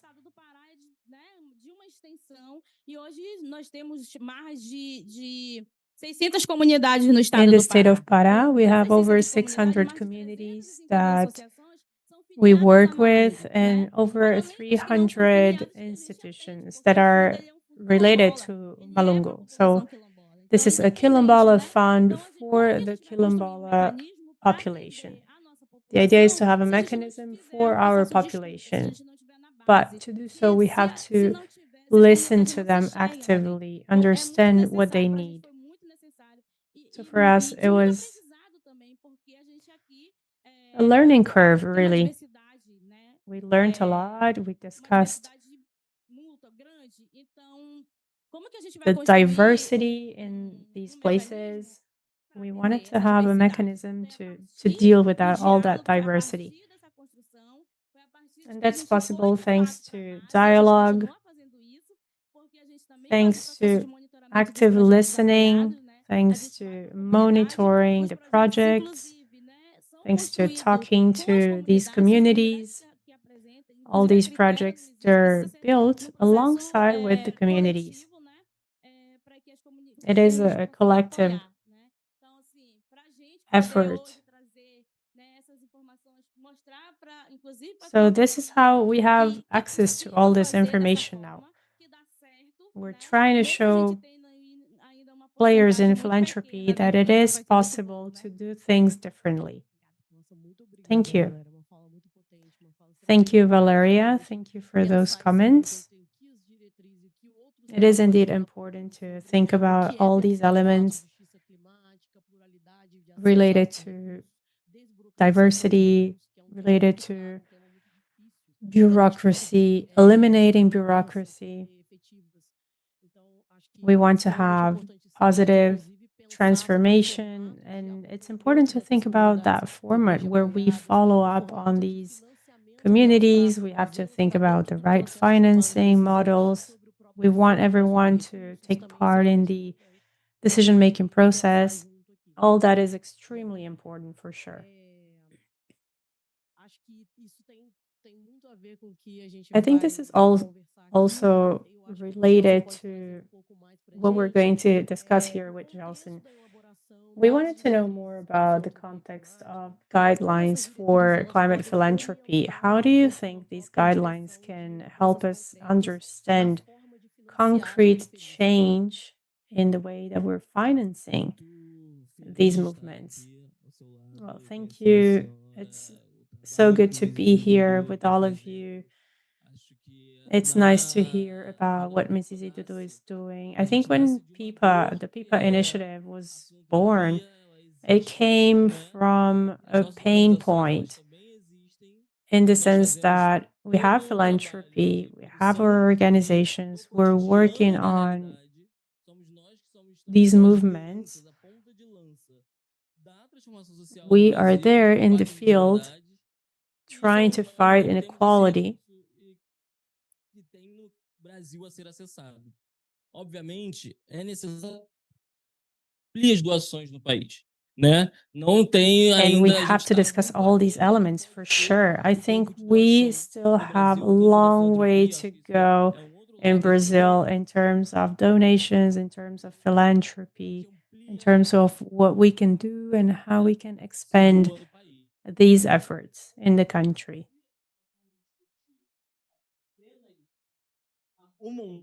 Não vai dar conta da nossa realidade. Que a gente precisa. The thing is, we also have to think about our realities. Let's see if this microphone works better. Well, as I was saying, what we understand is important is changing the architecture of philanthropy. I mean, the way we are working with philanthropy in Brazil to really be able to have a real change in the donation system. I mean, we need to have more donations, of course, but we also need to change the system, the operational system of donations, in the sense that they need to go to the hands of those who are in the peripheral areas in Brazil. To be honest, we don't really know what Brazil would be if people had not been organized during the pandemic, for instance. In the peripheral areas, people got together, people really try to get organized in that regard. And that was very important. And we're not just doing this out of good intent, we're doing that for ourselves as well. What we're saying here is that we're talking about our people, our families. There is no alternative here. Peripheral areas in Brazil, they, at the end of the day,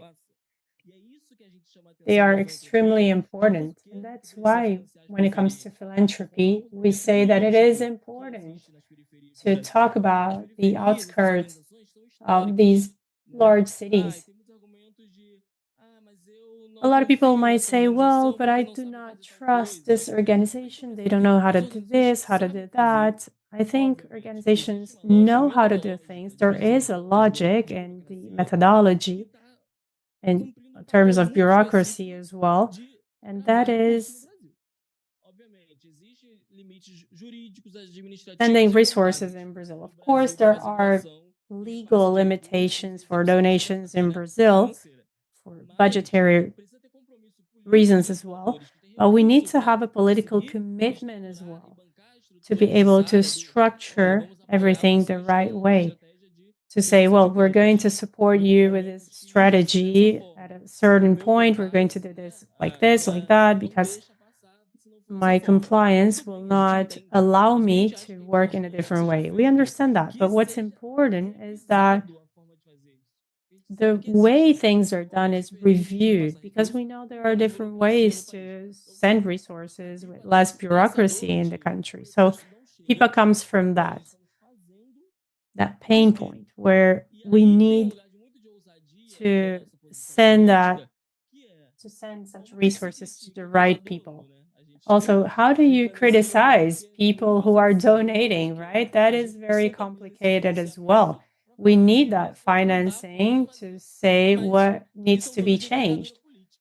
But anyway, it's also a political thing. We say, okay, we need to change this. The way things are being done, well, it's not working. So indeed, there are some ways of expressing that can even not be very attractive for the donors. But what is it we can do to think together? And I have to say here, I have to stress that it's not a relation them and us. In terms of philanthropy, we have to build things together.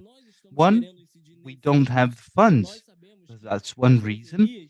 We know that the outskirts of our cities, they know how to say and explain how is this money being operated in Brazil in those contexts. So we understand that to produce knowledge is a very important strategy for us. It's not our objective. It's not our last objective. So it's a means for us to structure our narrative, our political incidents. So we don't want to just simply repeat things, have them heard either by Jelson or you see myself. So I'm talking about a national research, including the 5 regions in Brazil, organizing a text, specific data in the philanthropy group, data that wasn't people were not aware of. 600 organizations in Brazil. We made researches, quantitative and qualitative ones in the city of Santarém in Brazil 2022. So this is to say that we are saying to this country that philanthropy must redesign its financing routes. And this is why we are working collectively. Philanthropy has to donate to Mizizi Dudu because Mizizi Dudu knows what to do with the money in the territories. Institutionally, they have barriers. We know this, and they defy financing many small organizations. But the community funds, for instance, well, that's a very important strategy to concentrate in an infrastructure, and then we will indeed have a resource transfer that will be able to deal with this. So there is a political will that must still be is to be seen. Otherwise, we have also a report that was done. 100 organizations in Brazil, public consultancy was done. Many regions, representation of every different biome to understand what are the priorities. What does philanthropy have to look in terms of climatic financing? It is not enough to say that one is donating to the climate, but the strategies at the end of the day in the outskirts of big cities, but they're not being financed. So there is no climatic justice if we don't finance the outskirts.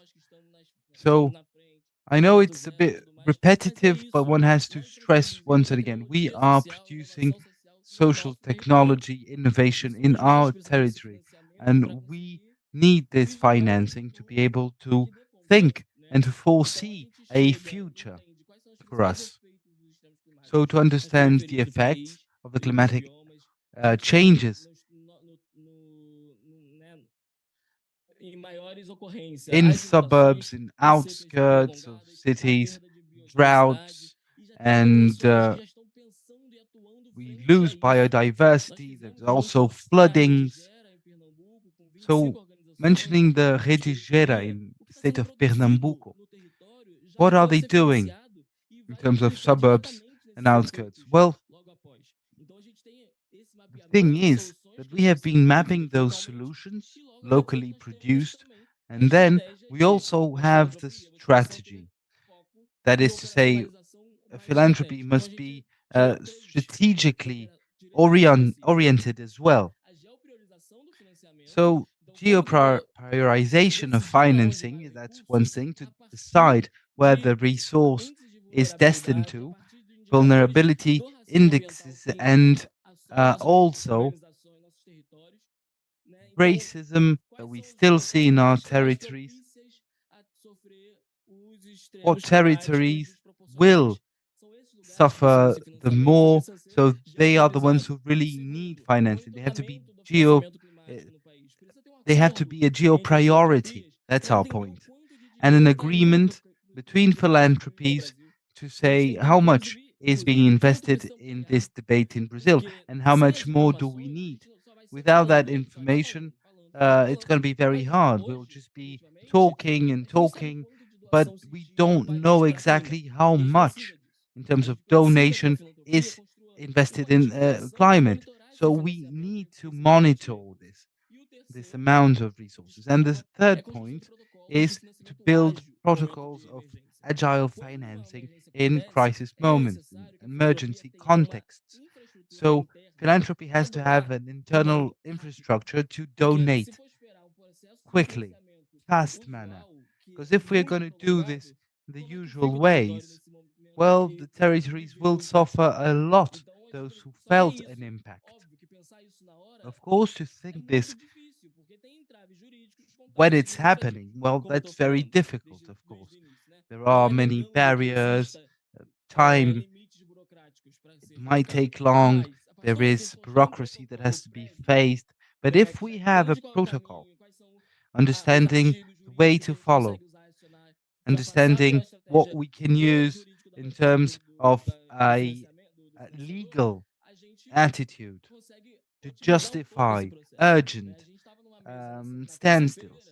So we were discussing the other day the Casa funds, the great partner of ours belonging to Commonwealth House as well. Well, in 1 week, of course, one has to work a lot, dedication, teamwork, but it's possible. So people build those kind of guidelines for climate financing to think strategies of donations, taking the suburbs really into account, making them a priority. If we are not the ones then supporting, there will be nothing else really to do. So this situation, climatic situation, is more and more present, and we feel it in a very strong way. So an attitude change has to be made. Thank you so much, Gelson. Thanks for your words, comments. That was really very important. And now we'll pass the floor to Emerson. He is the one really acting at the tip of the problems in his territory, Quilombola territory.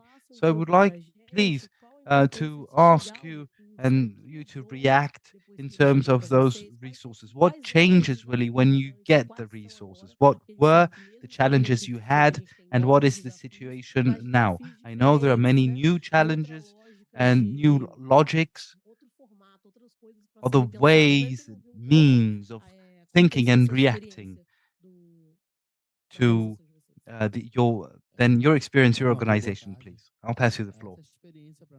Good afternoon to you all. Indeed, it's an experience that we never had before. It's something really unprecedented for us. In terms of Quilombola communities, we used to say that these people, well, they had some information, but they don't have the whole picture. So when we met Valeria and Jacqueline, thanks to a letter we got, an invitation, and our territories was at the time, it had a title, a legal, formal land title. Letter was very important. We had this land title, and this was a dream we had many generations. And this letter, this invitation, came also with a 10,000 reais offer. So at the time, we couldn't believe it. We said, how are they going to give us really the land title and 10,000 to invest as well in the territory? Is that possible? And I wanted to really understand, to know that that was the case. And I came here, was presented to Valeria, to Jacqueline as well, and that's what really happened. First, we had the land title, and then this offer of 10,000 reais, which enabled us to buy many items, tools for our territory that have been helping us immensely in our territory. So what I can say indeed is that Mizizi knows the reality of our territories. They really know. They are there. They are present. They visited our territory. Lailton has been there, for instance, and there were many reports done. Our territory was very thankful, really, for what they did. That was so important for us. So our territory had this possibility. It was a privilege, really, to. And we are very thankful to Mizizi. So when it got there, it was marvelous, really, I have to say. We were amazed. Mizizi has been supporting communities many different moments, and I was actually dealing right now with an accountability context, now working on those reports, and it's quite amazing, really, how things worked so well. It's hard to find words to describe what Mizizi has been doing. So, indeed, I even get emotional, to be very honest. If the other communities were here, they could describe even further deeply what Mizizi does. Indeed, today they present projects to us. They facilitate this for all the communities. They present projects. They try to deal with bureaucracy, and that's one of the main really challenges we have.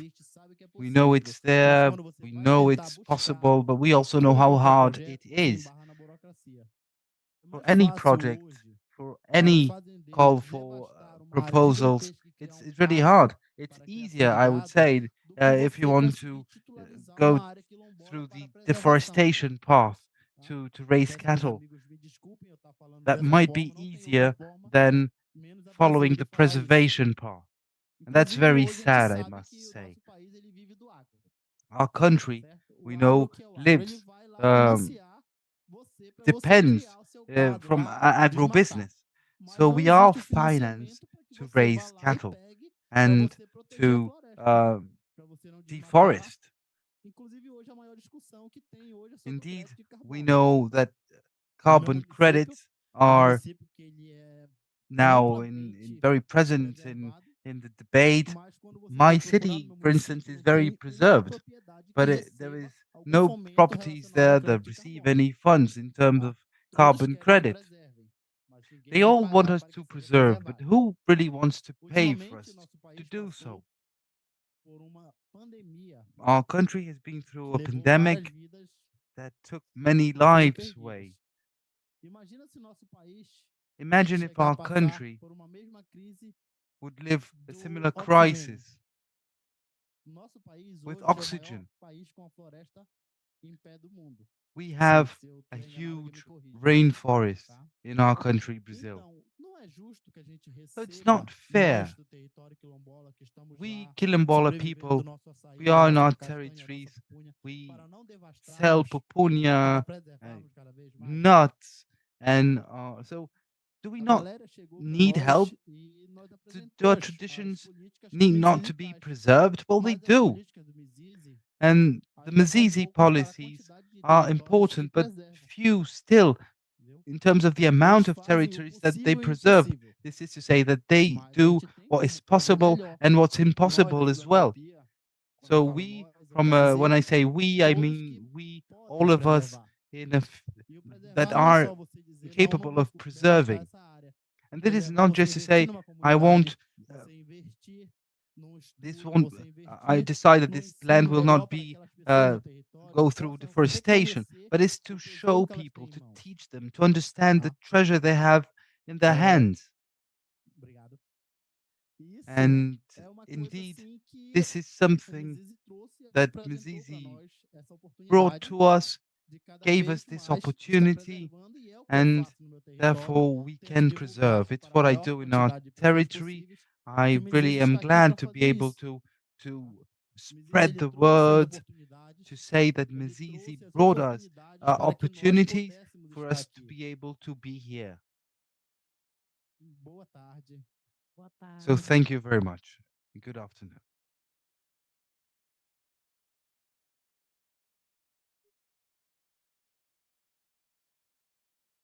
Então é isso, gente.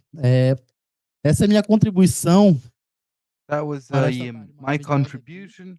This amazing afternoon we're having, this gathering where we are hearing about what philanthropy can bring to our territories. Thank you so much, Valeria, for the invitation.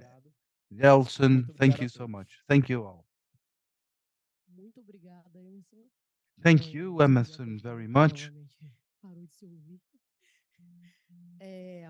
Chegamos aqui, né, o nosso then também de Mamito Mangilê chegou bem na hora da pergunta. Mamito Mangilê has just arrived. That's great. We thank you so much.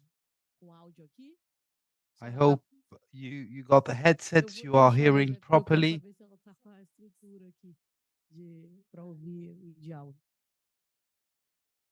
A moça vai, acho que Muito obrigada, Emerson. Thank you very much, Emerson. And I think it's really very important to have this landscape in front of us in terms of philanthropy, climate justice, and how this is all related to territories as well, and what has been produced and done, those Quilombola territories, traditional people, indigenous people, First Nations, people living in rural areas of our country, the north and northeast regions.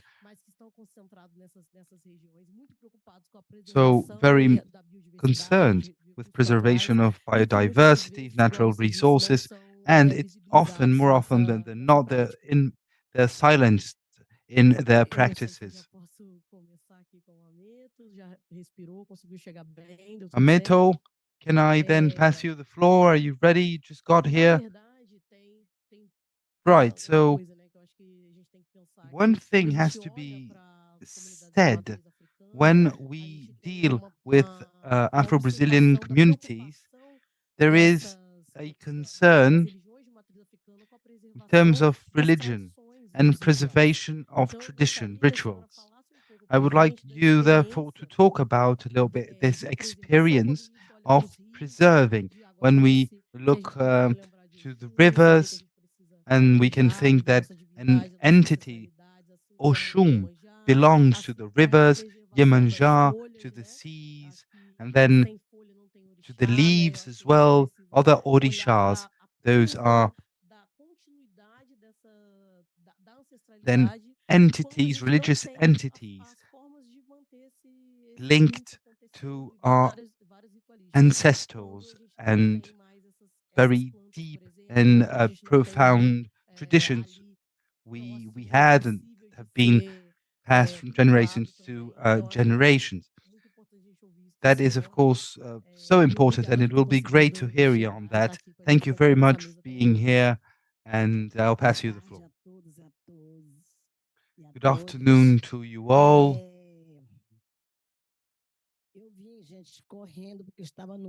I was at another meeting. I had to run here because, you know, this is the month of Black consciousness in Brazil. And people sometimes think that this is something we do in November. So for us, giving those talks and speeches about the Afro-Brazilian tradition, this is the moment when we are finally heard. But for our people, the rest of the year we have to talk about racism, prejudice, and all those sad and painful situations. For us, this is really very complex. When I talk about orishas, I use the Yoruba language. And when I say Yorokisi, I am using the Kibondo language or Kikongo from Angola and Congo. These are names to refer to religious entities. And to talk about deforestation,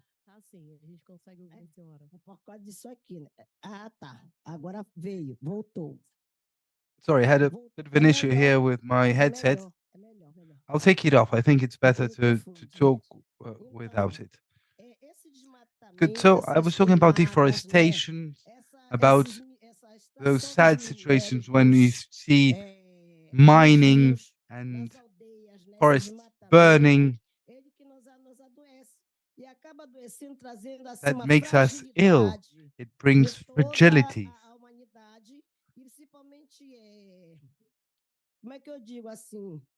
How can I say?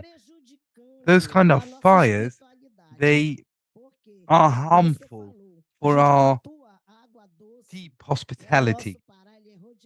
In Pará, state of Pará, north of Brazil, you know, waters are very important. And especially when you talk about freshwater and freshwater rivers. That is to say,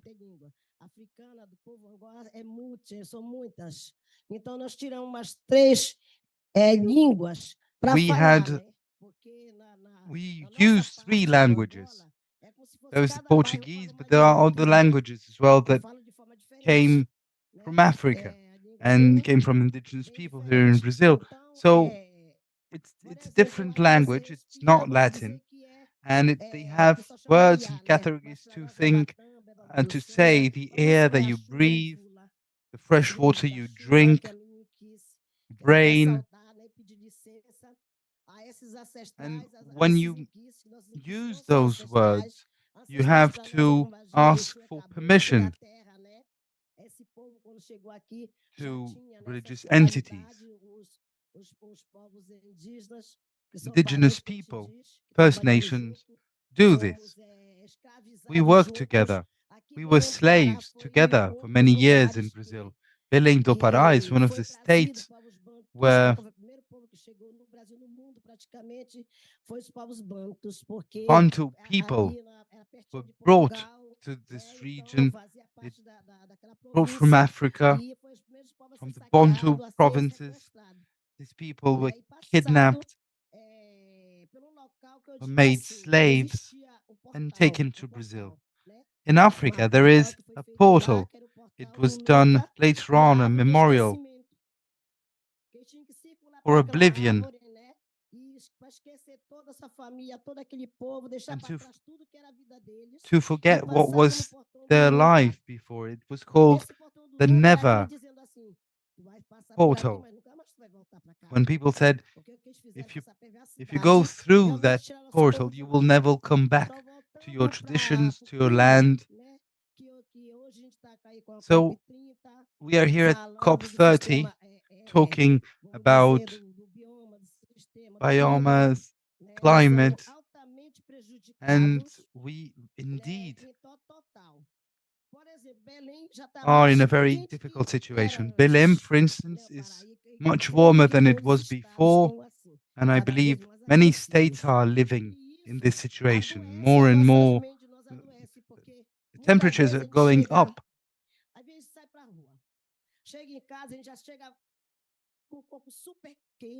And we can feel it in our day-to-day lives. This temperature influences also our state of humor. And we are tired. There's a lack of oxygen, of air, of fresh air. Seas are polluted, winds are polluted, and this is a huge problem, not only for us human beings, but for our religious entities as well, and our traditional knowledge. It's a disease that is taking us all to a dead end. Holy leaves, holy trees, holy rivers, they're all disappearing. We used to plant so many fires now all over the place. We have to go back to our traditions.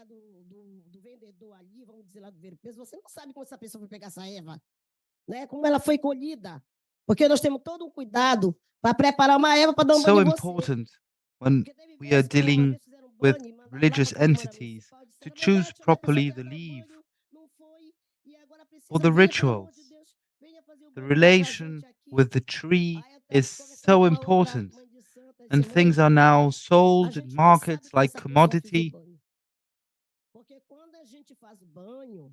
When we do our rituals, like the bath ritual that I could do, my body has to be clean.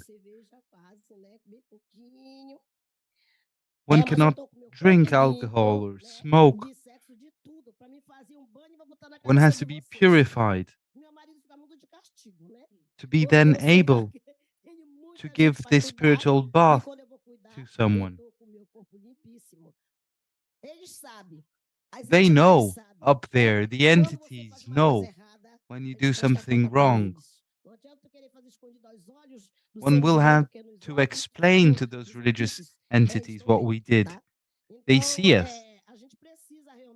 So we really absolutely must and need continue our struggle fighting for the climate. We have to stop all those fires. We really need results from this COP30. I really hope that they came to bring hope and solution to this climatic situation we are living. So, on that note, I would like to stress the importance asking to our sacred entities to bless our Brazil and our different states. Everything is being profoundly altered and changed. We need good decisions now. We need our leaders to be responsible in this world meeting. We are tired of illness. We need good things. We need solutions. Everything is so bad for our health. No more diseases. Bless us. Thank you very much. Thank you very much indeed.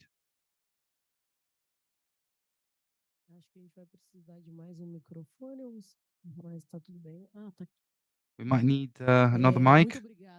Thank you so much. It was really very important. Thank you. It helps us to think about memory, autonomy, resistance, how to keep our ancestry alive in our practices as well. So important for us, for our protection. I'll pass now the floor to you all for a Q&A session. I believe we can take 2 or 3 questions, then have the answers, and then follow up from there if you agree. You can ask questions to all of them or to one of the panelists specifically. And please do present yourselves, say who you are, if you belong to an organization, for us to be able to start this Q&A session.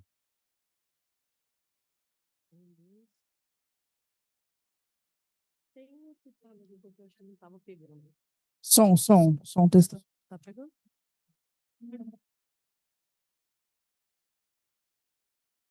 Muito obrigada, boa tarde a todos e a todas. Thank you. Good afternoon. I am Jessica Galdino from Emboé. I have a question for Valeria. Eu vou falar mais alto. Tá? Can you hear me, Valeria? Eu gostaria de perguntar, Valéria, pouco sobre o futuro do fundo. So I wanted to know about the future of the fund. We know that you took part in a process to build the fund. You have plans for the future. You have many responsibilities. Could you tell us more about that? What's the future of Mizizi for the next few years? Não é bem uma pergunta, né? Eu acho que é mais diálogo que a gente já tem aqui Well, no this is basically a dialogue that we're having here. I am Kimberly Silva, director at Pomares, which is an organization here in the northeastern region of Brazil. We have indigenous peoples from the peripheral areas here working with us, and we try to translate this discussion of philanthropy in the territory because many times it's complicated. There's a lot of bureaucracy. We fight for the same resources many times. And we're trying to eliminate bureaucracy, have other collectives as well working with us. And next year, we're going to be visiting different cities in the Amazon and in Brazil to be able to discuss these institutional processes. We know a lot about the weather, we know a lot about the projects that we have, but we don't usually ask ourselves why we're in this situation. For us, it's very expensive to develop something with 10,000 reais. We have to question these amounts. Otherwise, we'll always think that they're good. So anyway, I think it's important to have community funds to be able to develop these things. We have an initiative that supports leaders that work with this matter and are not receiving any money. This is also part of the process, right? We need to eliminate bureaucracy and make sure resources get to the territories. Thank you. Any other questions? I do have a comment. I think I wanted to hear more about the main effects of the climate crisis. In your opinion, we had a lot of impact, of course, that we have noticed. And the communities that we've seen are trying to create practical solutions for that. So could you tell us more about that? What do you usually do when it comes to floods, droughts, issues in biodiversity? I mean, what is the solution, do you think? What are the effects for Quilombos? We wanted to hear more from you. Also, the 80% of the communities, the peripheral communities, they've been trying to think of solutions for all this, and What kind of solutions have you already seen in that regard? And I wanted to know from Valeria as well, because at PIPA, we've seen that concern. We know that peripheral communities have that concern, so de quem será apoiado, eu imagino que tenham muitos, então é isso, é muito edital, muita coisa, não sei como é que so I think I want to hear from you really. How does that process happen? How does it work? Thank you. Whoever wants to start. Eu vou iniciar, né, minha resposta pela pergunta da colega, né, I can start. Que fala do processo, né? I can tell you a little bit more about the process of creating a fund. How does that work? How do we access resources? I can tell you that Mizizi Dudu started in 2008. It started to be designed as a fund in 2008, and only in 2023 did we have any access to resources. So it is important to build everything from the very foundation, really. We started with another initiative, the Dema Fund. We were just a committee there. And then we started to notice the importance of having these mechanisms. We started to study the Dema Fund. We started to look at the public notices for the other fund.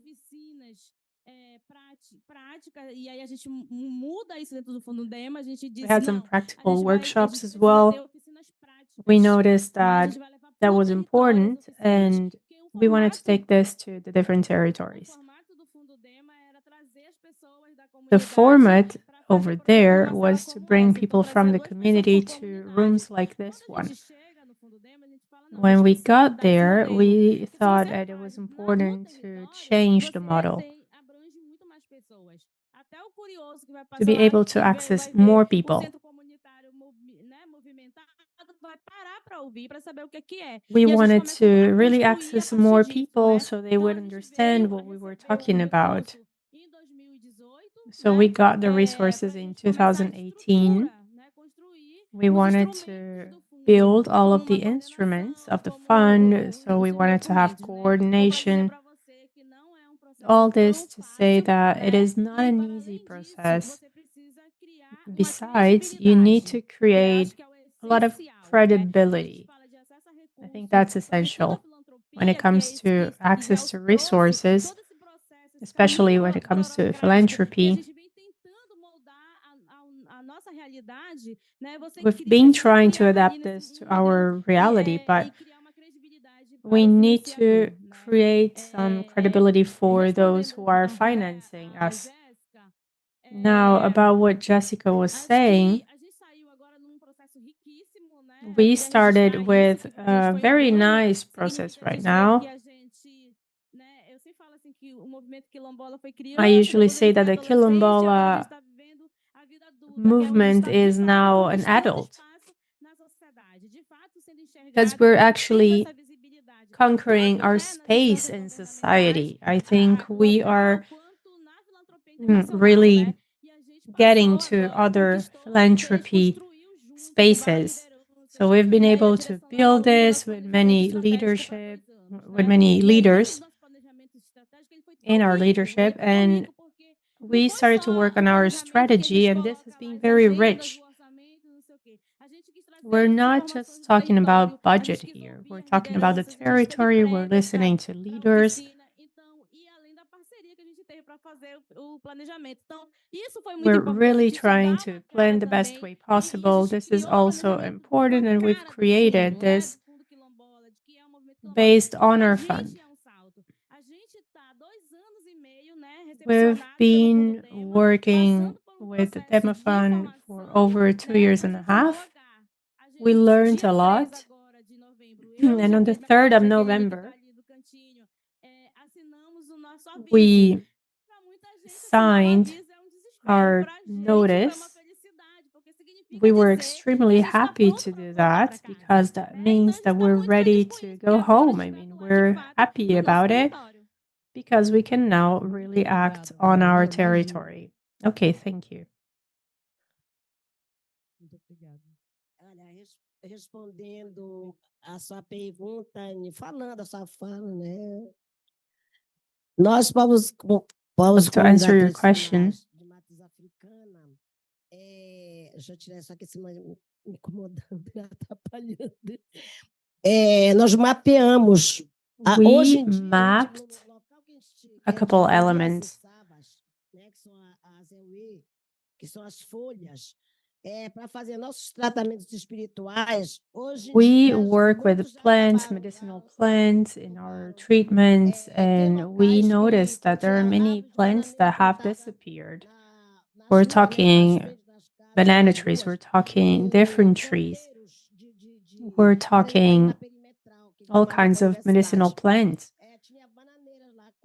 On the avenue that gets to the university close to here, we noticed that many of them disappeared. We used to also take some leaves from these plants for food, for certain African dishes, but they removed everything. So it's extremely complicated. They really focus on deforestation. They do it everywhere. So they're destroying our cure because that's what cures us. Nature is very important. It cures us.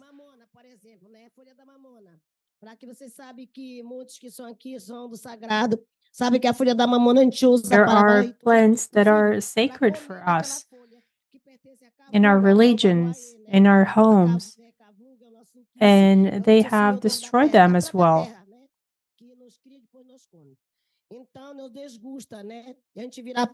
It's really complicated.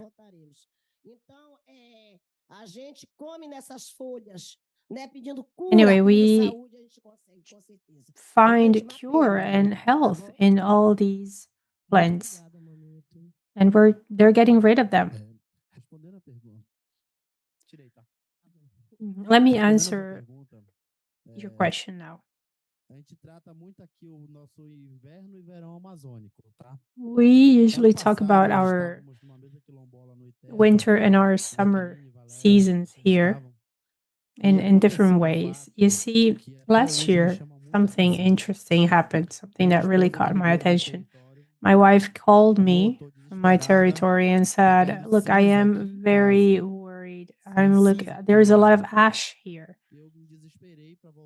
I got desperate. I wanted to go back to my territory and my family, especially my family.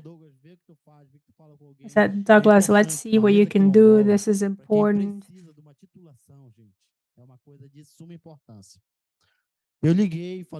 So I called and talked to a lot of people, and they said, don't worry, we're going to check.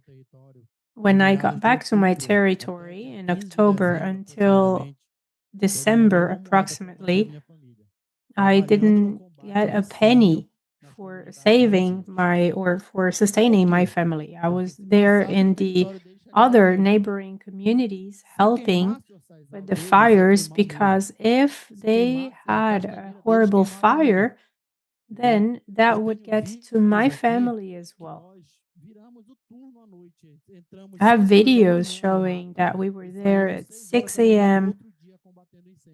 We were there for 24 hours trying to fight the fire. At that time, I remember it was terrible. You would see all that biodiversity dying. You could see animals, you could see plants, you could see everything there burning. We have videos of animals dying in the fires. Like sloths, for instance. We have videos of sloths dying. It's terrible. Now, talking about our acai, for instance, now it is treated as a product that has no value. Because the summer was so strong that whichever acai tree was still left, it was useless. We had to treat so many plants. Banana trees as well, as my colleague here mentioned. There was nothing left. Nowadays, if we need anything, we say, well, those who live in the in the farm, they have access to acai, they have access to manioc, etc. Yes, but that was not the case last year. So why is that happening?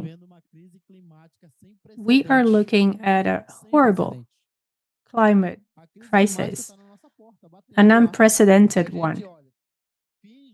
Climate crisis is happening, and we're pretending like it's not.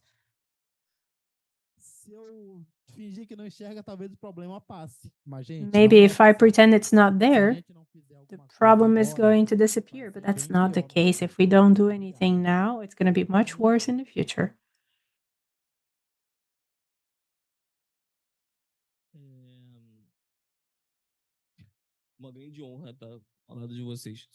It's an honor to be here. Just wanted to say that.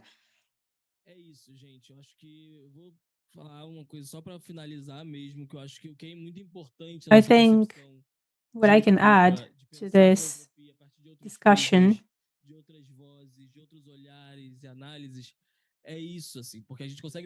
is the following. We are talking about different players in this debate. We're now able to see certain things that had not been discussed before. This is something that was focused on the southeastern region in Brazil alone, just a couple of organizations. A lot of people didn't know other realities. But what we have to do is see how we're acting. I mean, I am sure that anyone here sitting down with a finance player will have a hard time trying to convince them.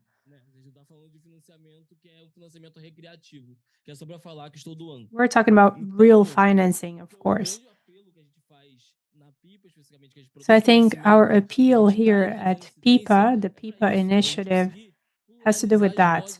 We are trying to make sure that the right voices are heard in Brazil. We understand that we are going to redesign the pathways for donation in Brazil. Thank you.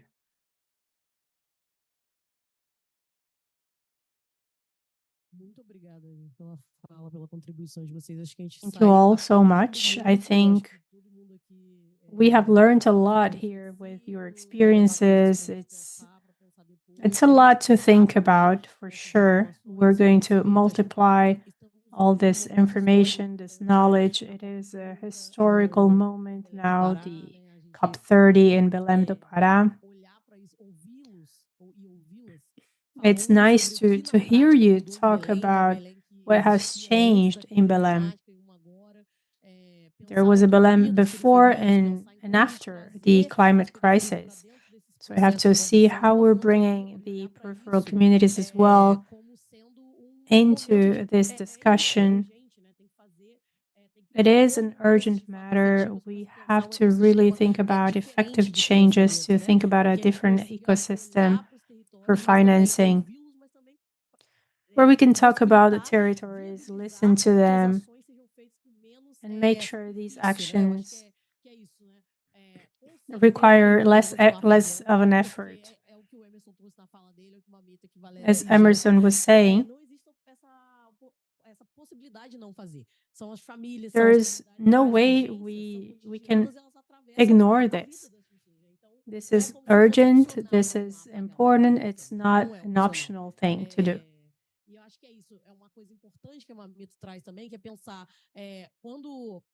Also, when a tree is cut, we're thinking about things that everyone needs to understand. What's the importance of that banana tree?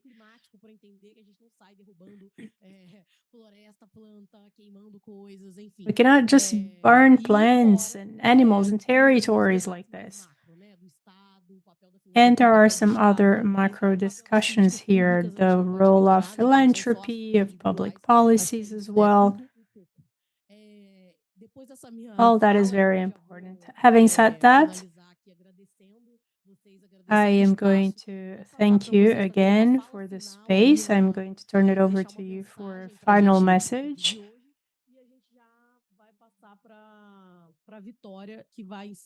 And then Victoria is going to give us some instructions about the next session. Thank you. Thank you all.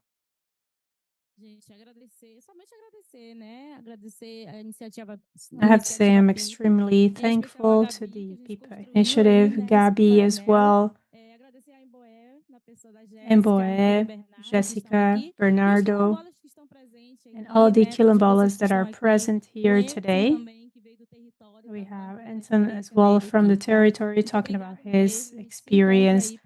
Thank you all so much, and I'll see you over the next few days. Thank you. Obrigado, gente. Gente, no geral, muito obrigado a todos. Tá? Thanks, everyone. I'm also very happy to be here. I am sorry I had a little bit of a delay to get here, but it's still a pleasure to be here, and I wanted to thank PIPA for everything that they're doing. It's so nice to see you working with a purpose. It's so nice to see you in Belém do Pará in these meetings. Hopefully, we're going to have a great outcome for philanthropy in PIPA. PIPA has really helped us a lot. All of our NGOs, all of our institutions.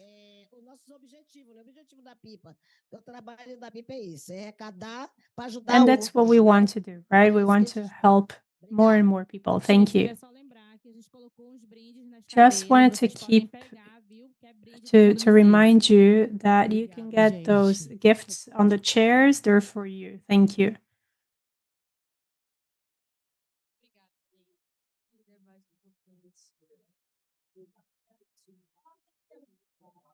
Estamos encerrando agora. Boa tarde. Very Encerrando well. essa This is the end of this session. For those who haven't registered, we still have one more activity now at 4. You can register using the QR code. This is also the QR code for our satisfaction survey. Please fill it out so we can know how you feel about our program. Thank you. I'd like to thank Canto Co-working as well for receiving us in this space. We'll be here until the 20th of November, except for the weekend. Please return your headsets on your way out. And we'll start registering for our activity, our next activity very soon. Our team is also going to help you with the bracelets for our next activity. I'd like to thank the supporting partners, Baobá, Volkswagen, Fundo Brasil, Fundo Casa, Global Giving, Clima e Sociedade, Global Alliance for Green and Gender Action, Itaúsa, Próspera Social, Global Fund for Community Foundations, Global Green Grants Fund, BenTV, Ibirapitanga, Avina, ACP, Sociedade, População e Natureza, and the Samdhana Institute. Thank you very much.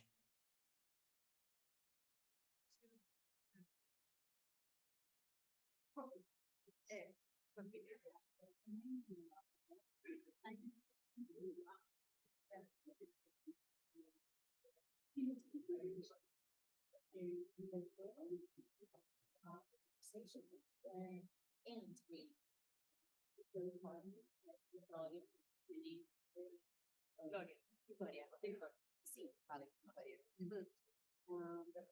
me to finish the conversation. Okay, just during my eu vou pedir para você falar vídeo quando for para começar.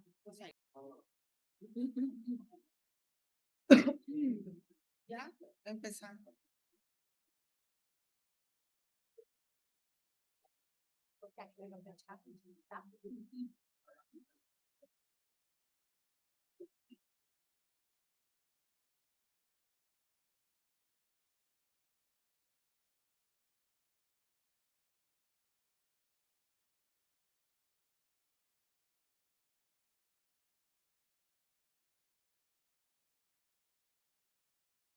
Boa tarde, gente.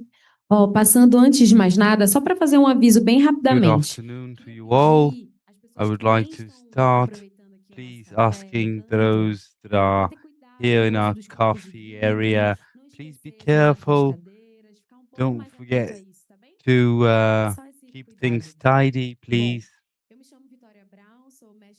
I am Victoria Brown. I'll be your host today, conducting the Global South activities. I am a black woman, black hair, wearing a blue dress. I have a mermaid tattoo, and I'll be here with you this afternoon. Would like to thank the presence of you all, those in YouTube as well as those that have been following our activities here. I would like to say that it's very important for you all to get headsets. You can help by Sophia. We have translation to English, Portuguese, and Spanish. Do you all have your headsets? Everything working properly? English channel testing? Good. Seems as everything is great then. I would like to thank Sara Carrizo, Arizini Rangel, our interpreters, Brazilian Brazilian Sign Language, sorry. This is the first project launched in Belém do Pará. Mobilization, political knowledge, collaboration, philanthropy, social, environmental justice amongst actors of the global south. We want then to influence fluxes, resources, dynamics of power. We want to ensure that debates on climate and nature do bear in mind the importance of local territories. Rondos del Sur and Como Network are the together with Shift the Power, community funds of the Amazon. Those are Latin American philanthropies, Southeast Asia, Africa Recording in too, progress. getting to work together. Global South House then answers to a call from the Brazilian presidency for people, sectors to collaborate and transform in action what were our engagements. So now, collectively, together, members, networks, partners, 40 activities, a committee with representatives of Brazil, Southeast Asia, and Africa, recommending the activities of our program. So thank you so much to you all building South Global House with us. I thank donors, Baobab Funds, Volkswagen, Brazil Fund, Social Environmental House, Global Alliance for Green and Gender Action, Itaúsa Prospera Social, Global Fund for Community Foundations, Global Greek Red Front, Bem TV, Diversidade, Birapitanga Institute, Avina Foundation, ACP Institute, Society, Population and Nature, Samdhana Institute as well. Thank you so much. We had two roundtables today, one with Samdhana Institute and the other one, Mauru Initiative, was the one guiding it. Both are available in our YouTube channel. And now we would like to start the last activity of the day, adaptation in Pan-Amazon region, answers to climatic change, needs of agile financing. I would like to greet Sigrid Bascones. And all those here present today, please, before you start, do make an audio description of yourself. Thank you very much. Great opportunity to be here. Very happy. And before starting and presenting those that are, we will see a trailer of a movie that will help us have a context in terms of our debate. If you all agree and if we are ready to show this trailer.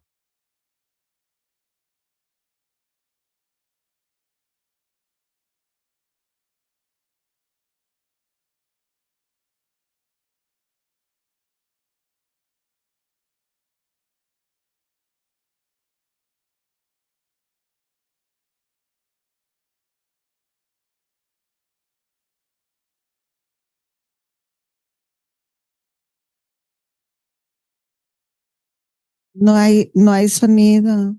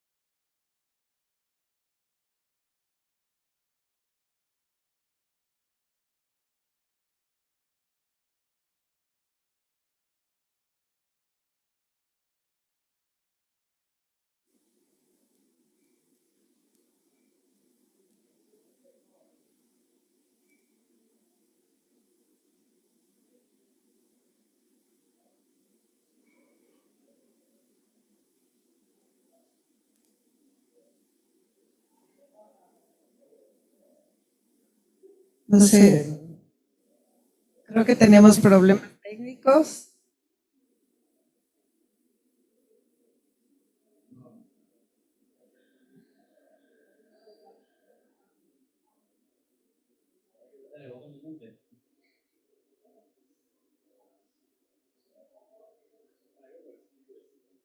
Vamos a tener un poquito de paciencia.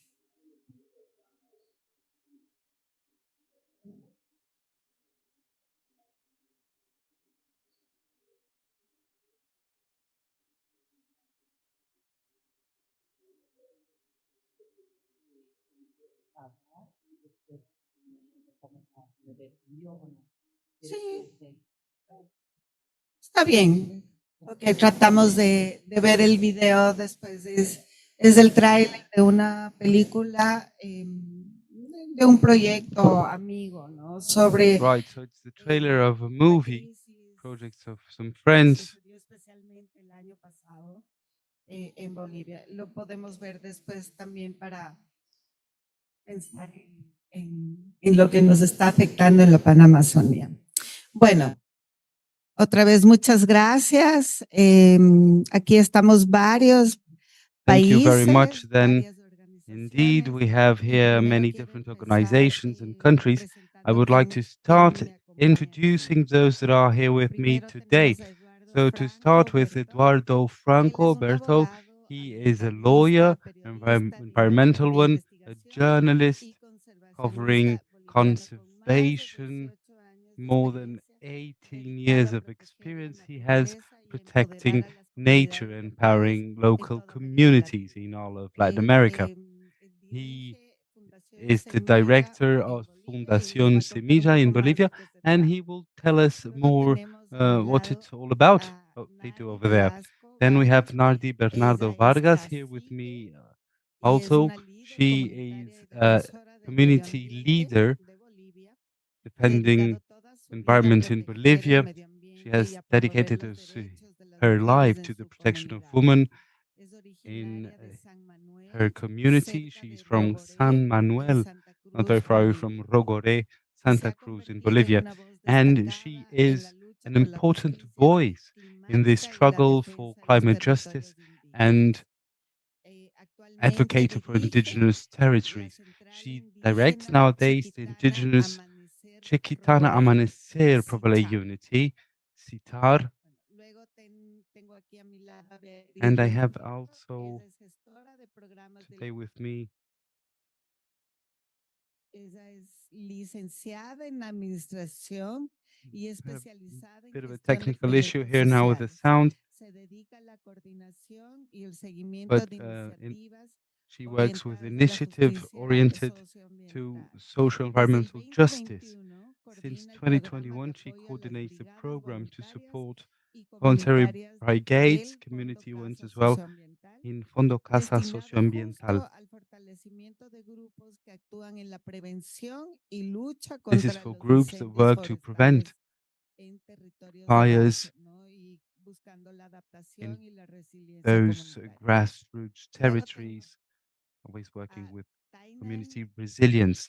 And Tainen Umarwara is here as well with us. Ella es una mujer indígena de la She's an etnia indigenous woman of the Etmawara territorio del Bajo Tapajós people en of the Pará. Low Tapajós Ella es region in the state of brigadista Pará, Brazil. She comprometida con la selva is y con los engaged medios with de vida, con los modos de rainforest. vida She works de in su brigade pueblo. and Como she una de las works for her fundadoras people. de la Brigada Guardianes Kuma One of the founders of the brigade, Tainan ayuda a organizar y Tainan liderar Ayudan, equipos helps formados por hombres y and mujeres de varias organizes generaciones women and para men prevenir y combatir leadership los groups to incendios prevent and face those luego, bueno, forest fires. tenemos a We Julia have also Julia Chakur with us today.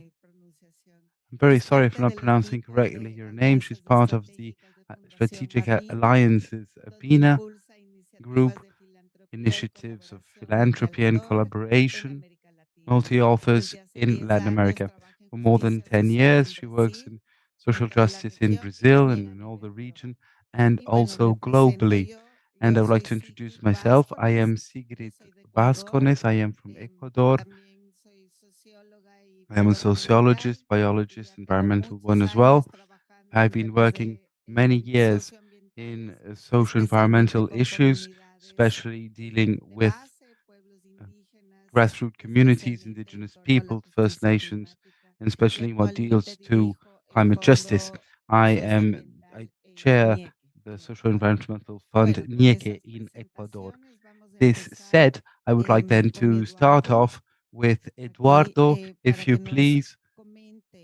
Please then tell us a little about the fund and about the experience of climatic emergency in your region. I hope you're all hearing me properly and translation is working properly. I hope so too.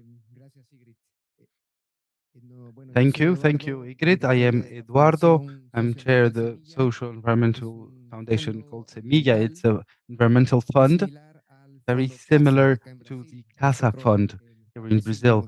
We established Semilla in 2019 and will start operating in 2020. 5 years now of activity, and Semilla supports local communities of all the Bolivian territory for the protection of our ecosystems. And to our days, we have supported more than 300 projects, $1.3 million involved, donating directly to the communities. In that sense, in 2024, we really experienced one of the most critical years for Bolivia. The video at the beginning shows a lot of that. 2019 was one of the record years in terms of fires in our country. 100,000 hectares fire. 2024, the figures even doubled in hectares. One of the worst environmental disasters felt in Bolivia. And this was quite a challenge for us because we're a young organization, less than 5 years, and we had called for projects for the Amazon region, for the Pantanal region, Chaco and Chiquitania region. And all of those regions were on fire. So we really had to take a strategic decision and cancel all those calls, delay them, and have an emergency program with funds coming from those support programs themselves. So that's how Emergencia appears. We destined in 2024 almost $30,000 in support to projects, brigade, community, firefighters, communities, basic needs, food, medicine and logistics as well. We wondered how can we support projects in the Amazon region if at this moment they are on fire. So how to help people really. And that was quite an exercise we had to do, to be agile, find the inputs, to be able to answer, to be in contact with those groups. Nadi will tell us more about that, but groups that were really in the front lines of the very basic needs. In 2025, we carried on with this emergency program, but Semilla then worked with a larger campaign called Guardiana del Bosques campaign that started off with Alas Chiquitanas activist group, very active since 2019, especially in terms of fire and forests, and together with other companies and Bolivian organizations. This year, we we helped with more than $8,000, more than 40 projects. But in 2025, we did not have as many fires as we did in 2024. We had emergencies, that is true, in different parts of Santa Cruz, Noel Kent, and Guarayos national parks. But in 2020, compared to 2024, that was really hell for Bolivia to see the devastation that was caused. But we also learned a lot. There were lessons to learn in terms of organizations like Semilia, mechanism to answer quickly. And they had to be flexible, really, to adapt different programs and ways of giving resources to support projects when they were really facing direct emergencies, you see. Nardi will, as I said, go deeper on those matters. But indeed, things were very difficult for us. So thank you. I'll pass the floor back. Good. So thank you very much. And I will now pass the floor to Nardi then for her to tell us how they worked, how things were done. We in Chiquitania, we saw those fires. We were following what was happening since 2019. It's very sad, very devastating. We lose biodiversity and animals, live beings. It's something so terrible for us to see them die. In 2024, again, we worked a lot. We lost a lot of forests, pastures, hectares and hectares devastated. So firefighters in communities, they really are on the front lines, and we organized communities in a way that they could have enough firefighters. That's not enough, of course, because there is always a family behind the firefighter, and they also have needs.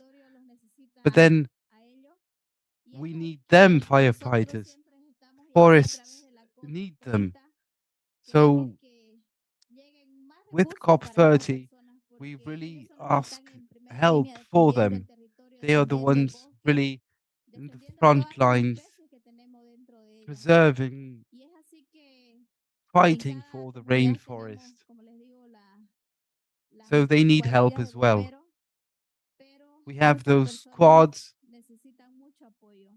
and groups that are in need of a lot of help.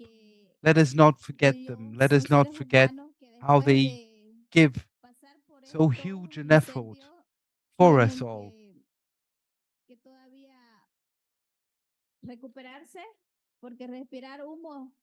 It's so terrible to breathe smoke, you know, how much pain and how much effort it is. So let us not forget them, the dedication and the representatives of these people.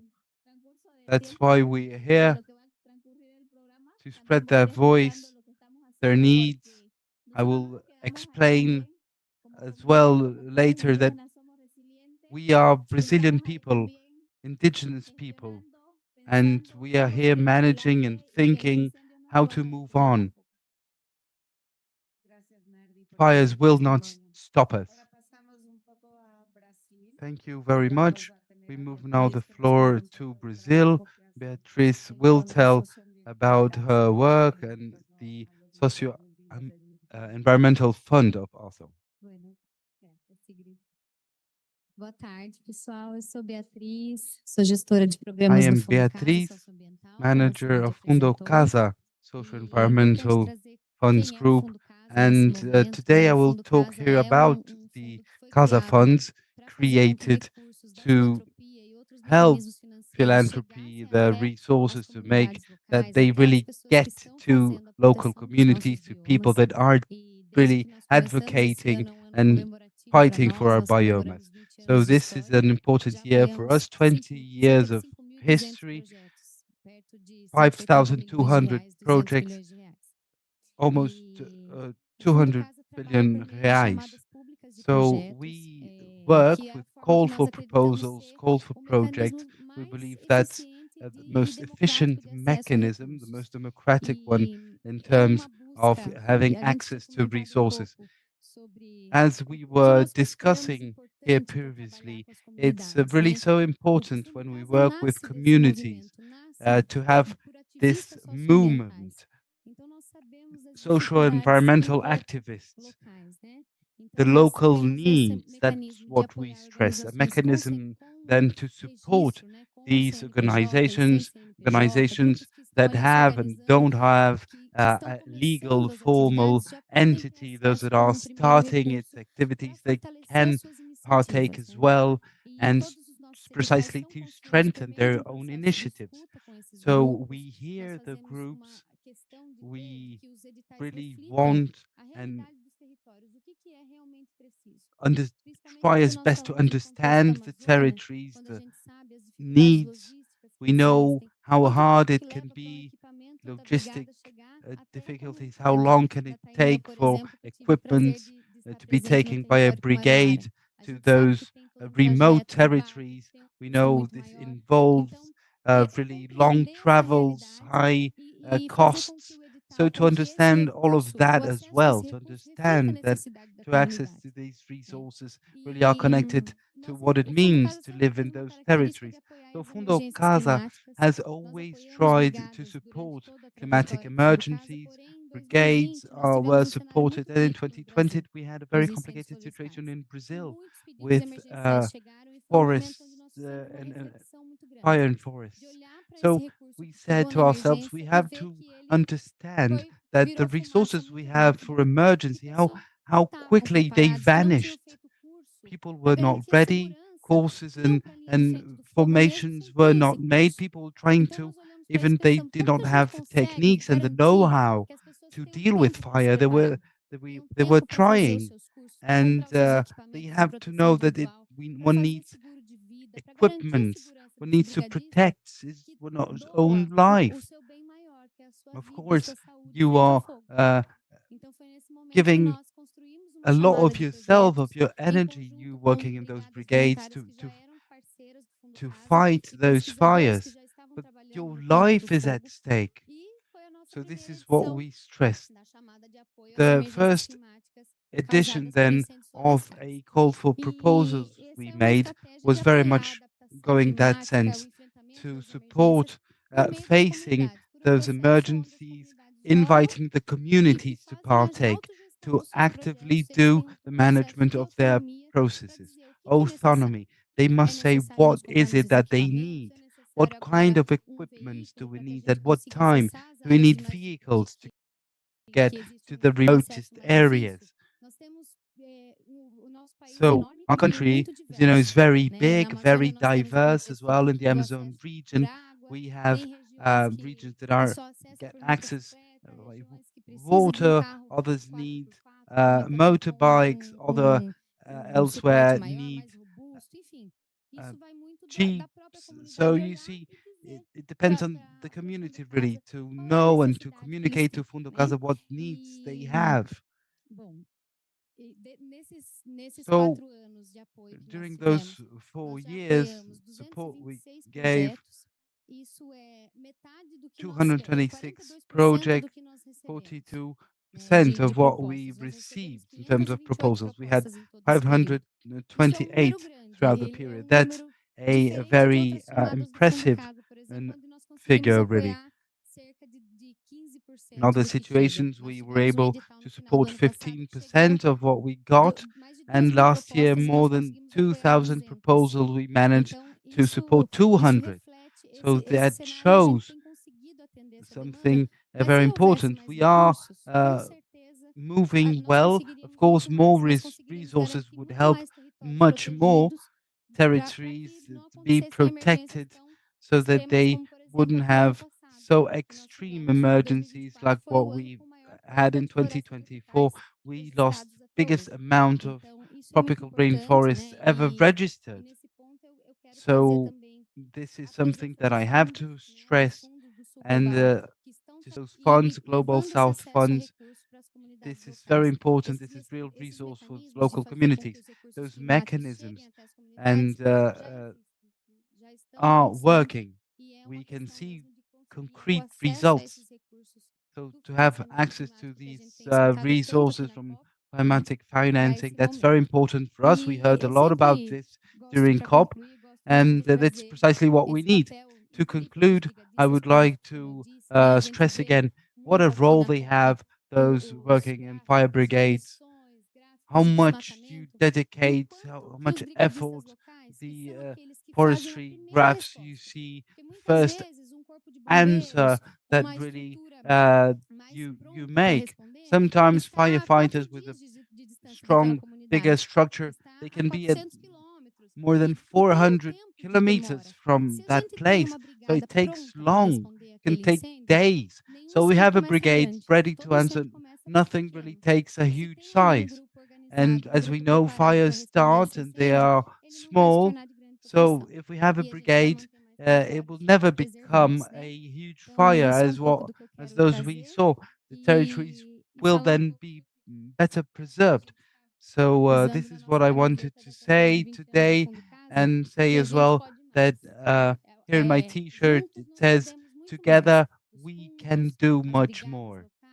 Funds, local brigades, organized groups, those protecting our bioma, the main protagonists we have. Thank you so much, Beatriz. I'll pass now the floor to Taina.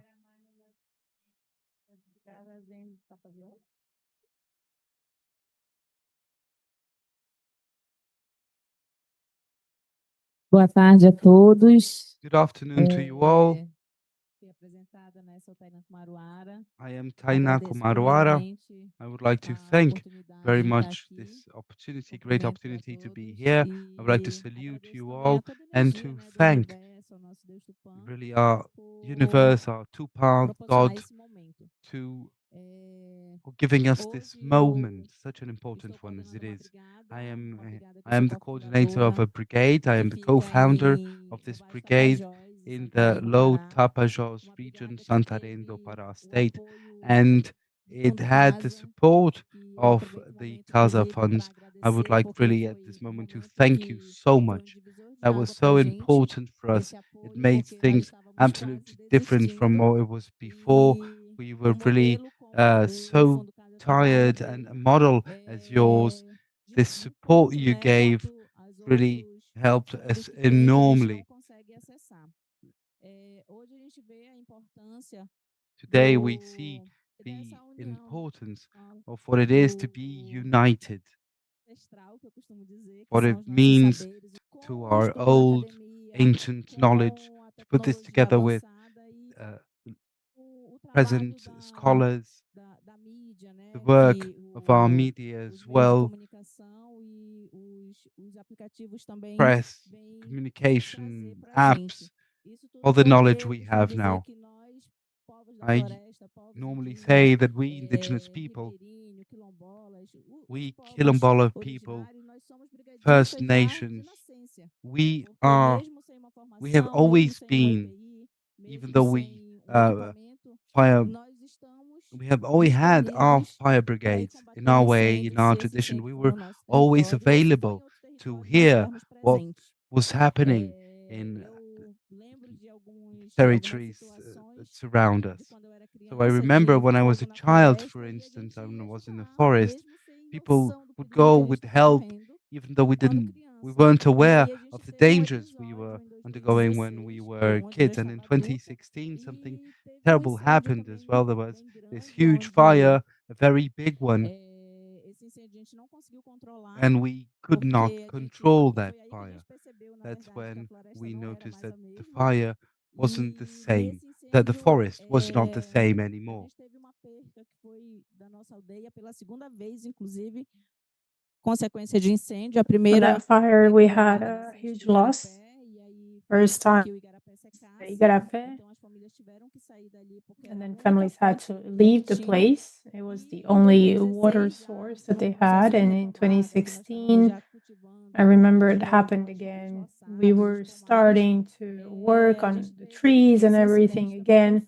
And then we had this incident with fire, and we noticed that we were not ready to deal with fires, with forest fires. Just using our technologies, or actually lack of technologies. I mean, just with our wisdom, and we lost so many plants, so many trees, our houses. So we started to think about possible solutions, so we wouldn't go through that again, a third time. Fire is not a bad thing. Fire is essential for our life. We have that element as part of ourselves, as part of our lives. We had conflict happening in our territory. And when we started to assess all that, we noticed we needed equipment, we needed to adapt the way we were dealing with fire. That's how we started to get out of our bubble, which was comfortable. Yeah, it is comfortable to just deal with our own wisdom and routine. And we started to look at other spaces and try to find ways and adaptations to deal with fires in case we had another situation like that. And then we wanted to talk to the public powers as well. We're part of a conservation unit of 1,200 hectares, and through ICMBO, we had a training session for our community, for our territory, and then we formed people. We didn't have any equipment, we didn't have any personal protection equipment, so we were still vulnerable. It was a difficult situation. We were basically back to square zero, to square one. And that's how we decided to launch the public notice through Fundo Casa. And it started to look better because we started buying personal protection equipment and more modern devices. Contrary to what a lot of people think, these brigades, they're not just against fires, they're actually supposed to prevent issues. And that's what we have been doing. We've been trying to use all of the equipment that we have nowadays to work on prevention, to see what's happening, to help families, to manage fires as well, to burn any fuel that could lead to forest fires in the future. And we started to structure all that.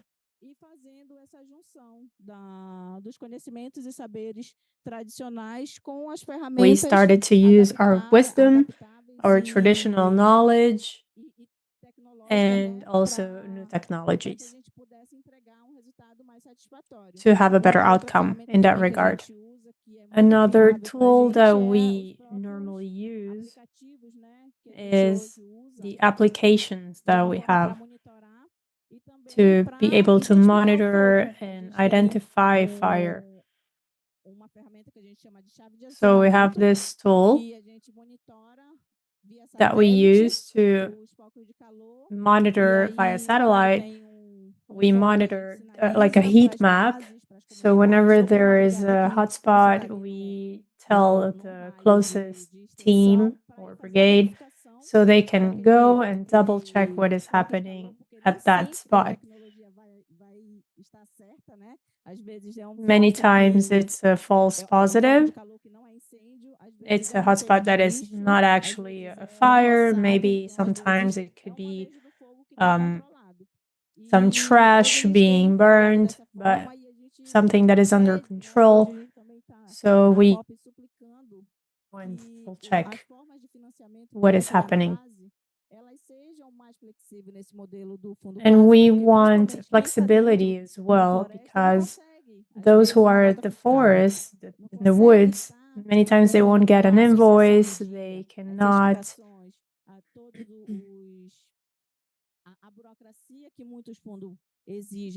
help because there is a lot of bureaucracy. So it's tough. We notice that nowadays we need resources.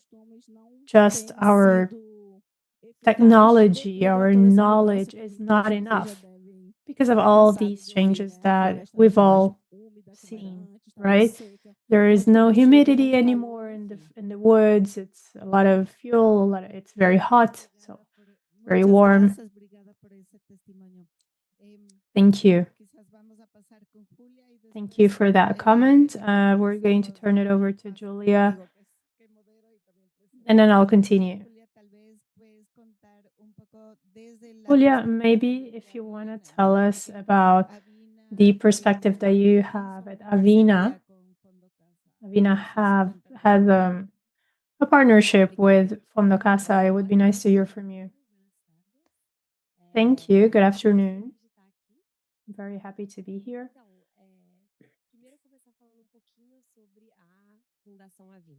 I wanted to tell you more about the Avina Foundation. We're an organization in Latin America, in the Global South. We've been working for over 30 years with social, environmental policies. We're in many different countries in Latin America, and so we work with the whole region, and we're able to connect solutions and challenges within the region, in different countries as well, and with the Global South. We work with the weather, democracy, and regenerative economy, and we work with collaboration as well. We work with many different players, different sectors as well, multilateral sectors, which co-invest alongside Avina.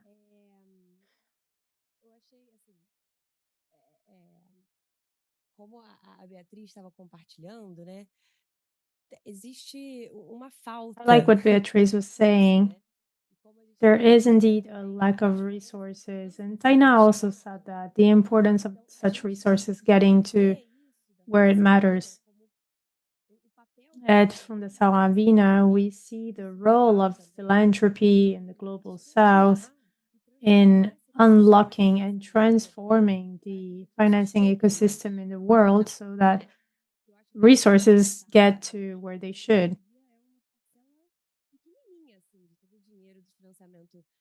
All this money in philanthropy is just a small part of all the money, of all the resources. So how can we use that in a better way, right? We have Fundo Casa as a partner because we want to produce evidence on climate solutions that could be interesting for the ecosystem, and therefore we can transform everything.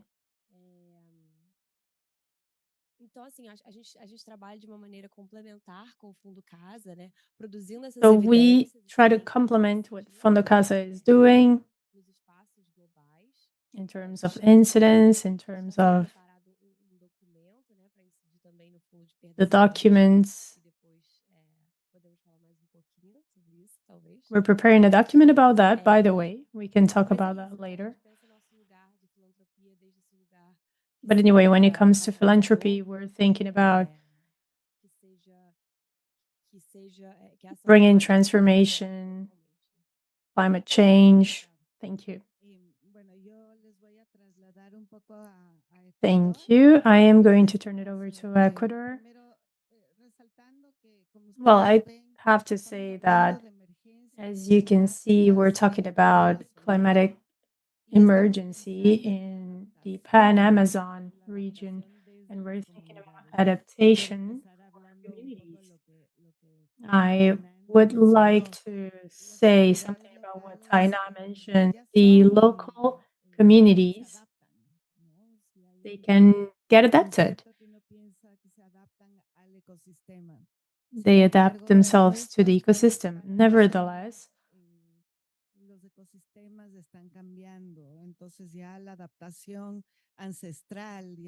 the ecosystem is changing, so the ancestors, they're no longer enough. In the case of Ecuador, we have the support of, we had a fire in the Podocarpus Park. This is a park that hosts one of the only species that exists in the Ecuador of pines.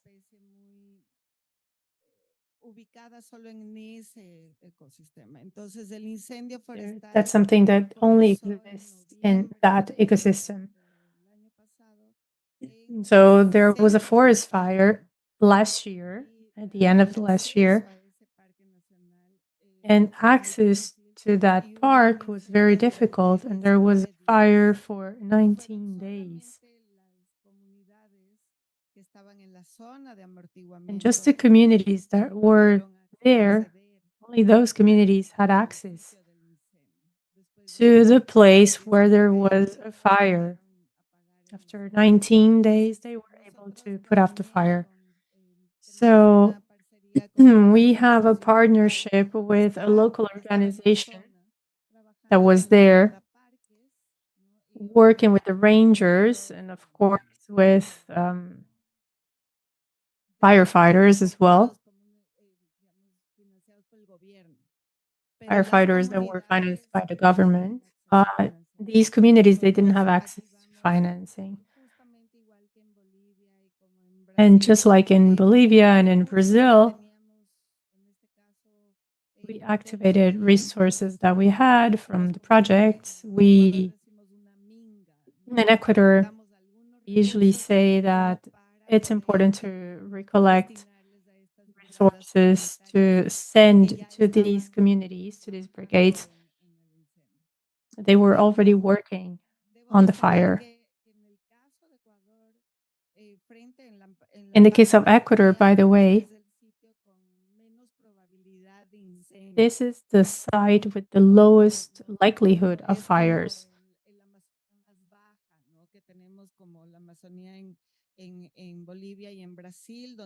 It's not like what we have in Bolivia and in Brazil, where fires are more of an ancestor's tradition. There, it's a little bit different. The terrain is different, so it's not an usual thing. But anyway, I just wanted to show that with these different scenarios that we have nowadays, even the places where you expected the least, the most unusual places, they were still catching fire. And I think that was an important alert to us. We noticed that we would have to deal with these emergencies as well. As a fund, we are smaller. I mean, it's probably the smallest fund in the Fondos del Sur, but we have financed so many communities all these years, ever since 2021.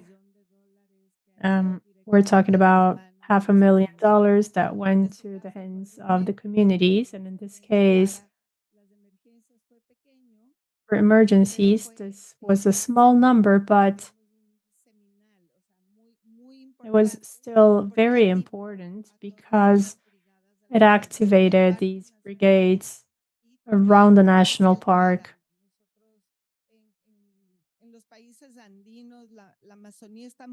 And you know, in the Andes, it's also important to think about wastelands. And there are so many forest fires in these areas during certain seasons, during certain months of the year.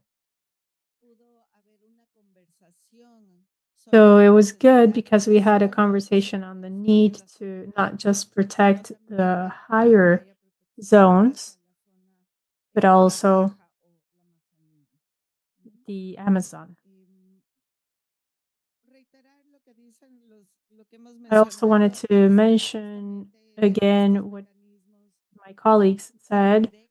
We have these mechanisms, they're agile, they're direct, they get adjusted to our needs, to our territories. And that is what we have in common with all the other funds. Now, there's another discussion here. We had a round of first impressions before, but now I have a question for you. Starting with Eduardo here. So, Eduardo, could you tell us more about the participatory focus that you guys use to work with local communities and indigenous peoples in Bolivia? And also, how does that help with the work that you have developed to deal with the climate crisis in 2024?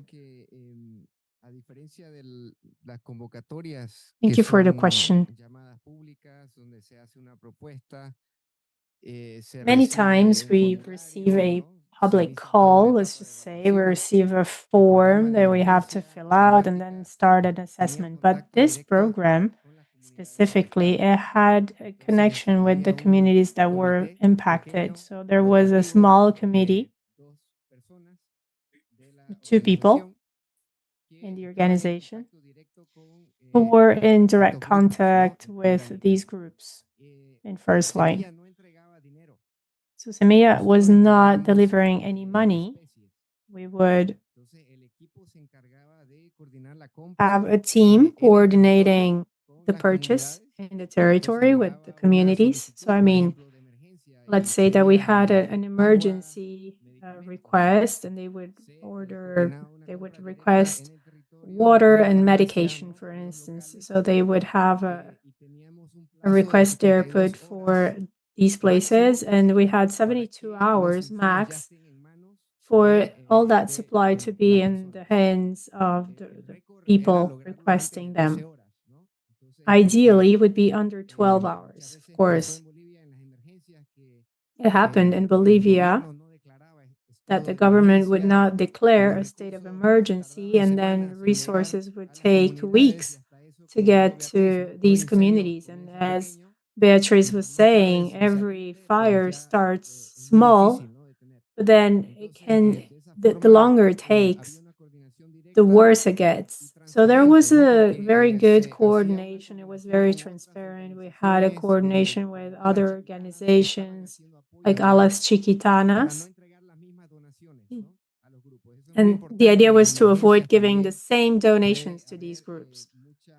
That was important as well, because many times we see that there is a lack of coordination in that regard, and they get the same donation twice, the same kind of support twice. So in 2024, 2025, Fundación Semilla was invited to the Guardians of the Woods campaign. And our role was no longer being a coordinator, but being an administrator. Alas Chiquitana has actually coordinated that with the brigades, with the communities, and with other organizations. That way, we just thought about logistics. We even send fuel, gas, to certain communities. And at the end, in the report that I have here, what's interesting to see is we can see the kinds of support, how this money was spent. Last year it was $30,000, for instance. So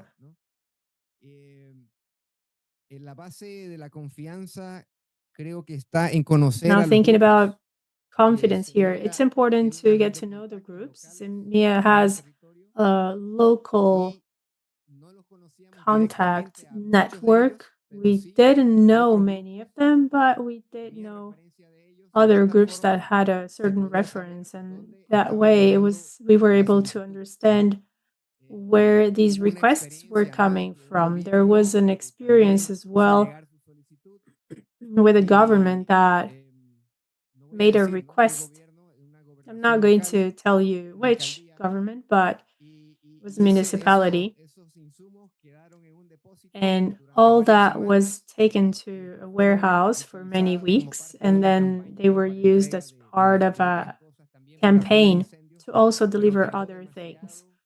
But it took too long, and nobody knew about the transparency and the agility of all that. So we decided that it was not going to be done in coordination with public institutions, just with grassroots initiatives, local organizations in the territory. And I think that way it's easier to maintain the agility. We're not saying the government is bad, but it takes too long for this kind of emergency. And we're talking about just a few hours that we have usually.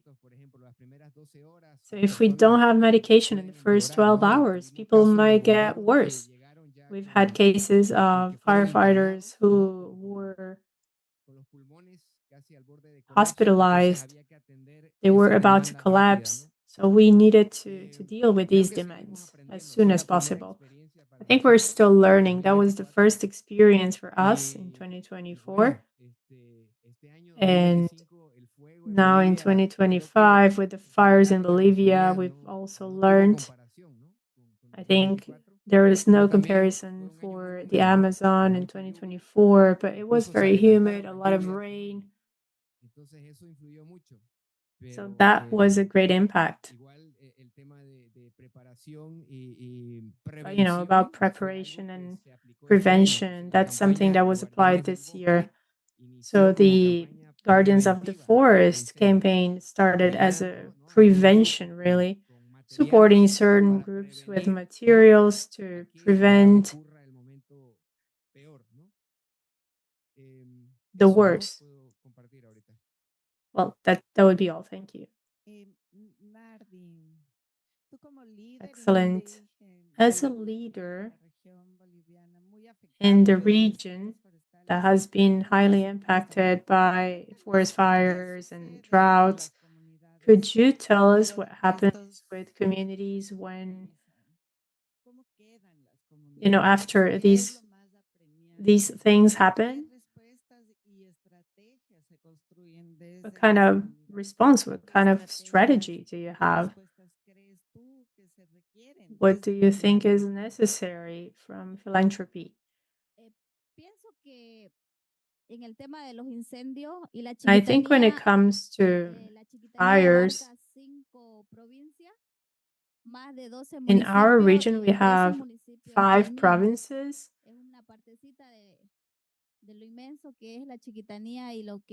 La Chiquitania is really a region that is quite large and it was highly impacted. And we need a lot of help. We need these resources to get to us as soon as possible because whenever there is an emergency, we many times don't have the equipment that is necessary. We have a hard time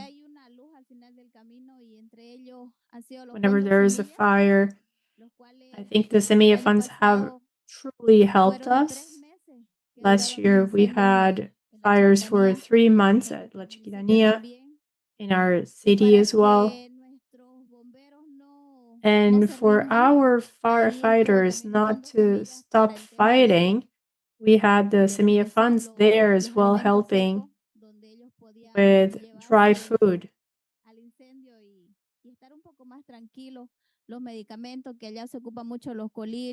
They helped with medication as well, with moisturizers. I think that also helped,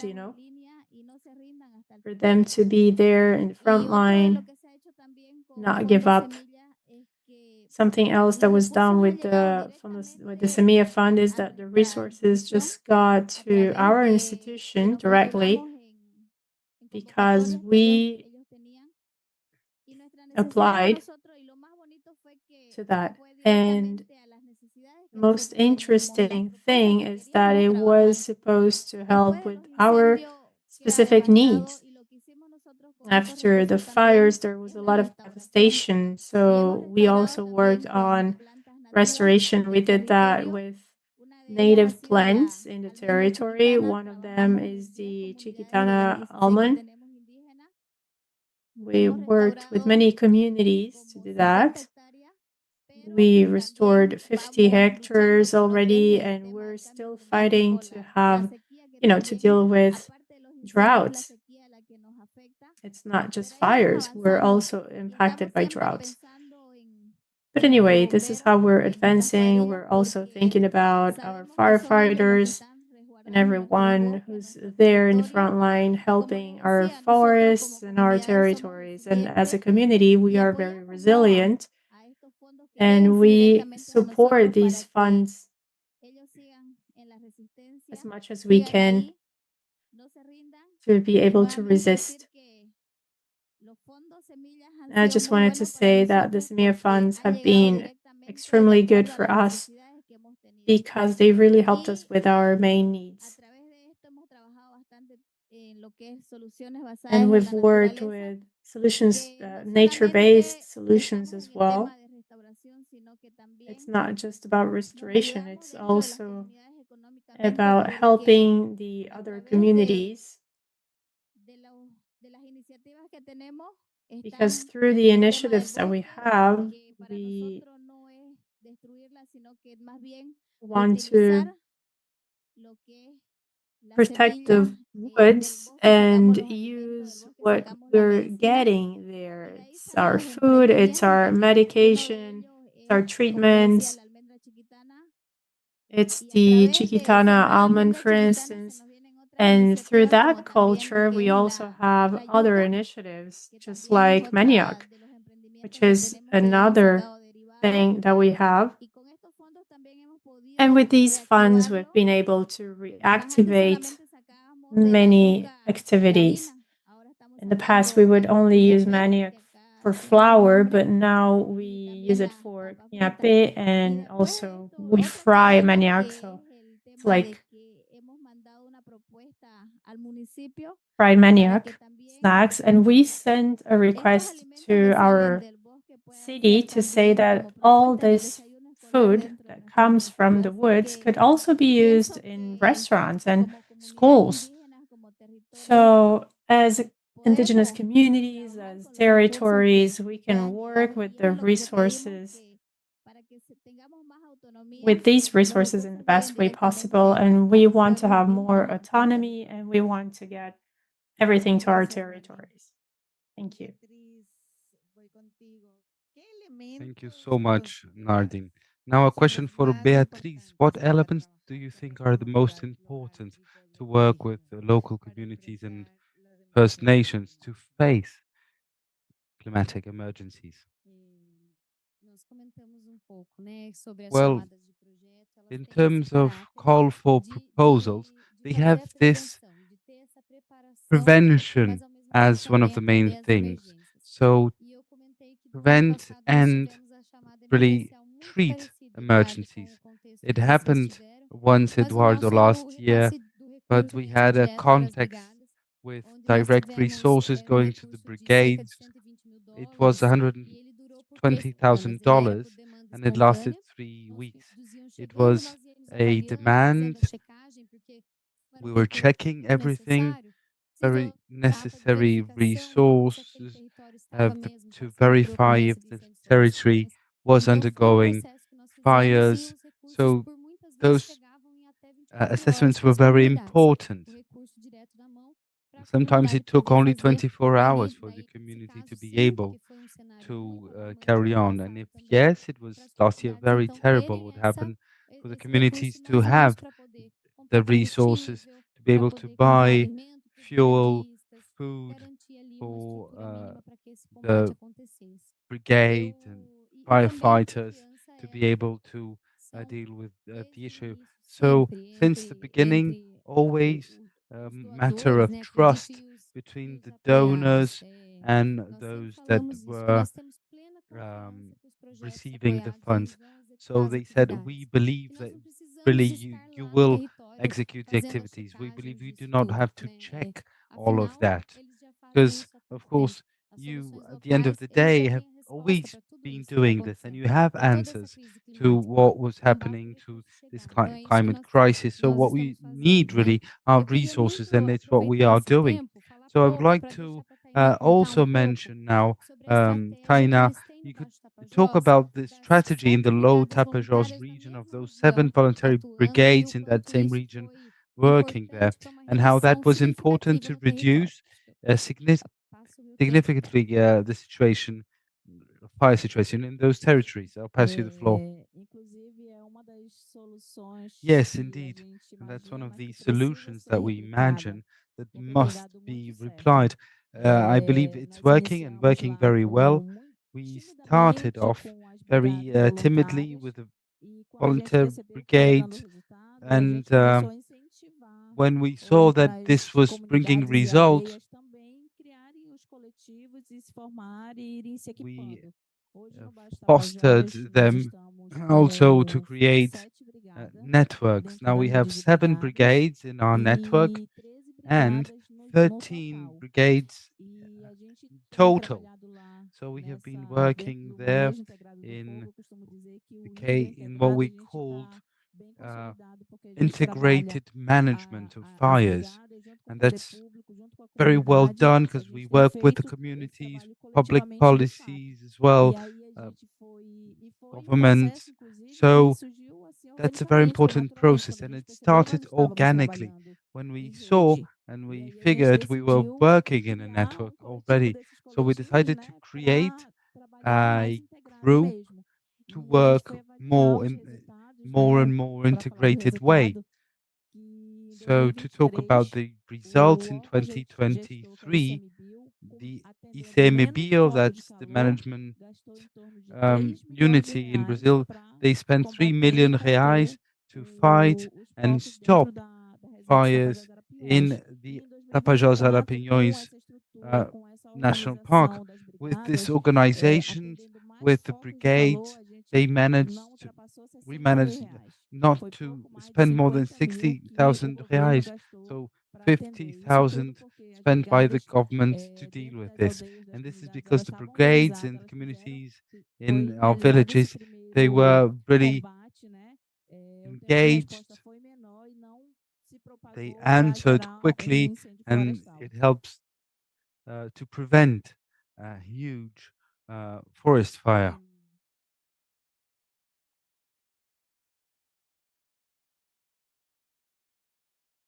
Sim. Bom. E dessas 7 brigadas da And rede from de those, brigadas do you Baixo talk about Tapajós, 7 brigades in the Low Tapajós areas. You had a big reduction in fires, and 5 of them are supported by this Casa funds. And you have one of the brigade that received resources to manage this region as a whole, an emergency resource that was said, well, if you need at some point, the resource will be available and you will be able to answer quickly. 50,000 reais resource. So with the 50,000 coming from Fundo Casa, with 60,000 of government investment, we are talking about 110,000 reais. That's very different of 3 million reais that we spent last year. So that was very important. Coordinated action means that the national government organs and units really can breathe better. They can work better as well together with us.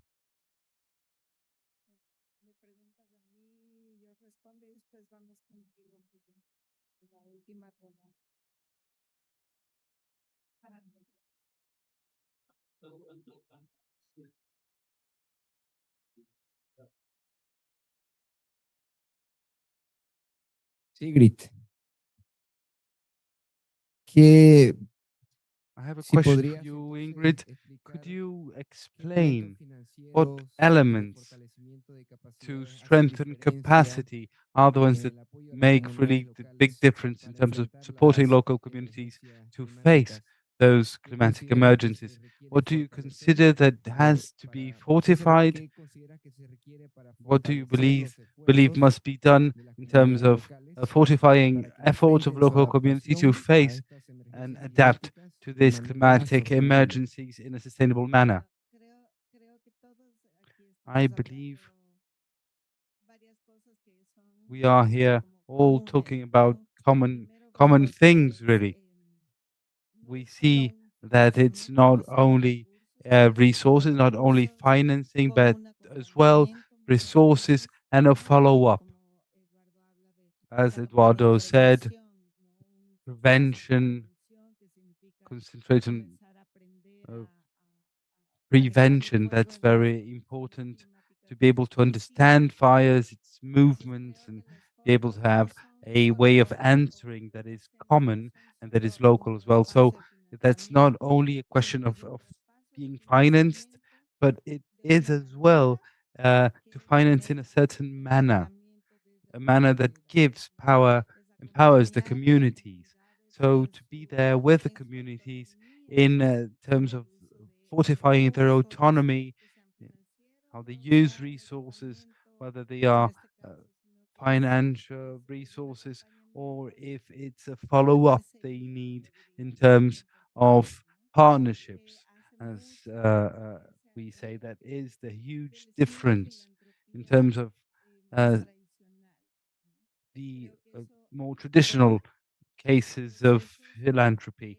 And this starts processes of protagonism, of for the communities to understand, to belong, their examples, the brigades that we see them multiplying in the region, to then look into restoration processes. It is one sees in climatic emergencies. After an emergency, then we see how much a community can or not flourish. But we see that those exercises we are doing, it helps a lot the communities to that received exactly this financing and that will be able to recover precisely with that as well in more of a sustainable manner. So I believe that is fundamental in terms of how we create, how we generate different. Now, the last question I would like to make now to Julia. Julia is precisely together with the Sabina strategy, how, as you were commenting, Abina, with its regional look, is observing Latin America as a whole, and one sees how does Abina see the work of philanthropy in terms of climatic emergencies in a standard portfolio, should I say. We haven't really dealt with this yet, but maybe Abina has. So the question is Abina foreseeing in a philanthropy portfolio those climatic emergencies? Was it like a long term? Was it a long-term perspective? So that's the question. Well, I wanted to start saying that, as you all mentioned very well, it is really very necessary that those resources, very important, the resources to get really to the edge, to the communities. And that answer has to be efficient, clear, quick. That is a very important aspect of our vision at Avina. We believe that climatic crisis is here. It's not that it's bringing our door, it's already sitting in our couches, you see. Community is adapting, and we believe in local leaders to do so. The role then of the funds, local funds, thematic funds, is very important because, as you said also previously, they're very well prepared to answer to all of this, and they make sort of the resources will get to where they have to get, the edge of the needs of the communities. And I would like to give you an example, a project we have as well in Panamazonia, the Marajó region. Would like to share this with you. We were there this weekend, and we visited place the communities that are already proposing adaptation solutions. And one of the things that was very present, when we think about this financing ecosystem, as I was mentioning, how does philanthropy, how are they able to have this role, this such an important catalyst role? So we have to always say and underline how much those resources have to be flexible, agile, have to get there in this specific way. And I think that philanthropy is that mechanism. I think they can take risks. Philanthropy can do that. They can experiment as well. They can test. And then Avina has this role to deal with this ecosystem, to make it sound as an orchestra does. So Avina investors initially, and this made it possible for us to create a project, call in key people to the conception steps of the project as well. And then together with Green Climate Fund, resources from philanthropy coming in a catalyst way, it enabled us really to have bigger resources, access to other funds, bigger ones. So together with local partners, local leaders, we have committees. We want it to be done in a way that everyone partakes, exchanges, and together with those partners, we want also to have access to other private and public funds to support the community. So that's something you said as well. You mentioned the importance of the fact that money has to bring a legacy as well. We want it to be sustainable. When the project comes to an end, how will they continue answering? Do we want to really strengthen all of that? We believe it's very important. So that's the example I wanted to share with you all. And the Green Climate Fund, GCF, has a guideline talking about adaptation, and Avina had the opportunity to be a part of this process. It doesn't mean that everything that is there, we agree with everything, but it's a start point that proves the transformation, and we believe in this kind of work, in the role of philanthropy in that manner. So to be able to transform this financing ecosystem, that is the central point, really. Thank you very much. That really helps us a lot, and it's very important to start concluding as well the words. And as you said it, so thank you indeed. Any questions coming from the public? We could open now for a Q&A session. Thank you very much, and thank you. You are protecting those ecosystems. You are the front line. Thank you for your quick answer. Always, climatic crisis is something that will not end. We do not have the capacity to deal with it. So your work is amazing. Thank you so much.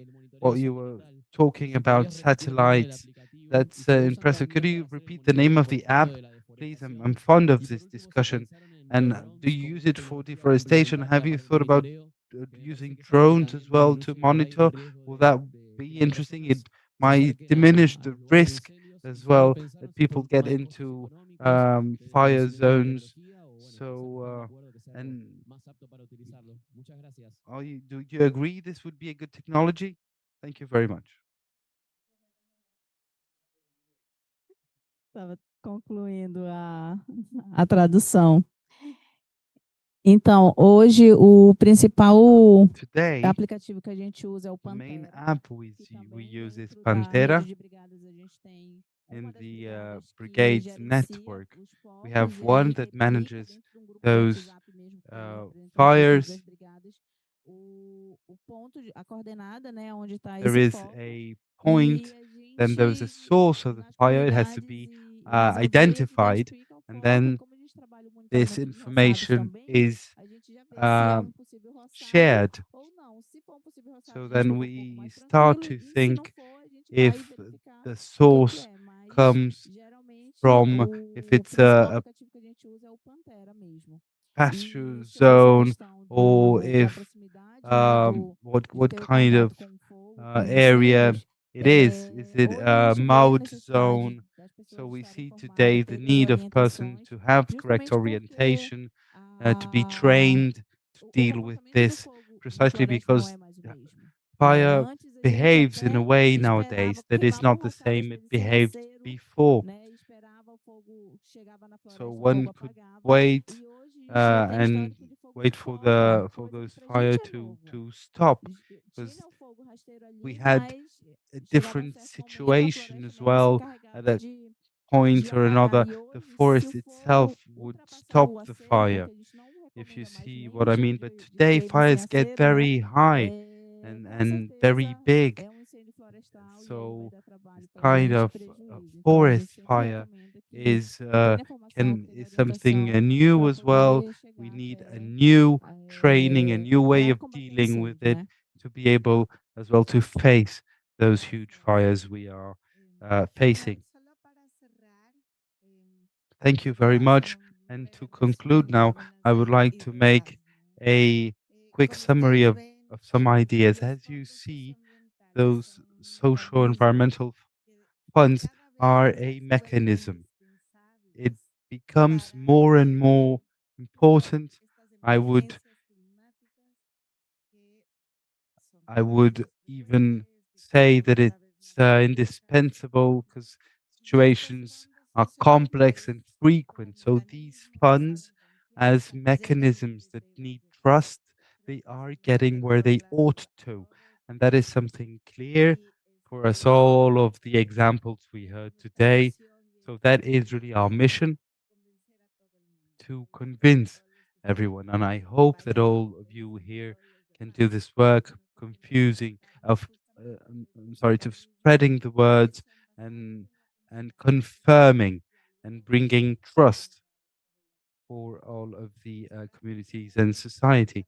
So indeed, I believe that the funds, social environmental funds, are complementary. We have government efforts, and that is very important. I'm not going to solve everything. So those funds are mechanisms, complementary mechanisms. And as Eduardo said, they are faster, that's true, they are where the needs are. And I believe that there is there a possibility as well of creating alliances. And they're complementary to the efforts of philanthropy as well. So it's probably thinking and dealing with how are we going to face these emergencies. There are the funds to be able to do so together with the communities, with those communities, because then we do not have a division. So I believe there's another theme, another topic we've talked about. This panel had theme adaptation, and indeed we have here two colleagues who showed us that the communities are adapting clearly to those climatic emergencies. The rainforests are not the same. So those are mechanisms, they adapt. Social environmental funds are clearly a mechanism that adapts to climatic needs and, its own changes. Some elements are still missing. We have to think and understand what we do and how to have resources as well for the post-emergency period. Do we have a space for financing together with local communities? Do you have any space, a gap, should I say, for to finance those post-emergencies situations? How to help them to go recover their ecosystem, mental health? Those are very important questions. We all have to really think about that as well.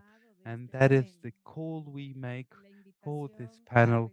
We invite you to think about the Pan Amazon region and mechanisms of the social environmental funds, and thankfully that the community requires support, direct support, very agile one, to be able to face climatic emergencies. Thank you very much.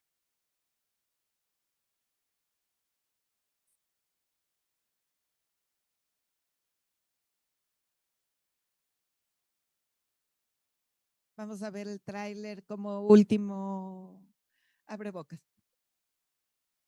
We will now see this trailer of a movie.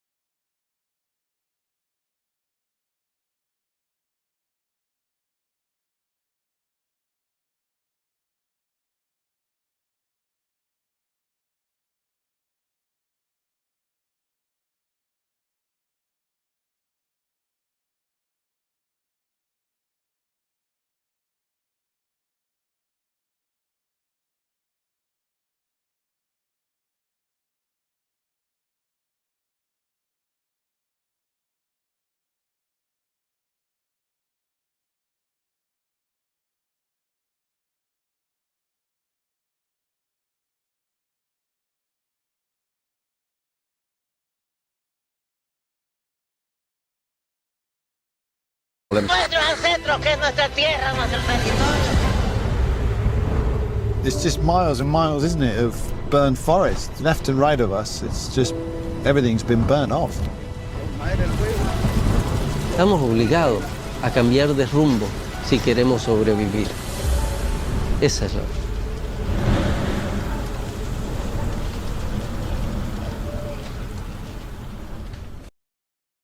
La película está en YouTube, ¿no? Entonces, en la plataforma. The film has been uploaded to YouTube, so you can also follow the film over there. Thank you so much.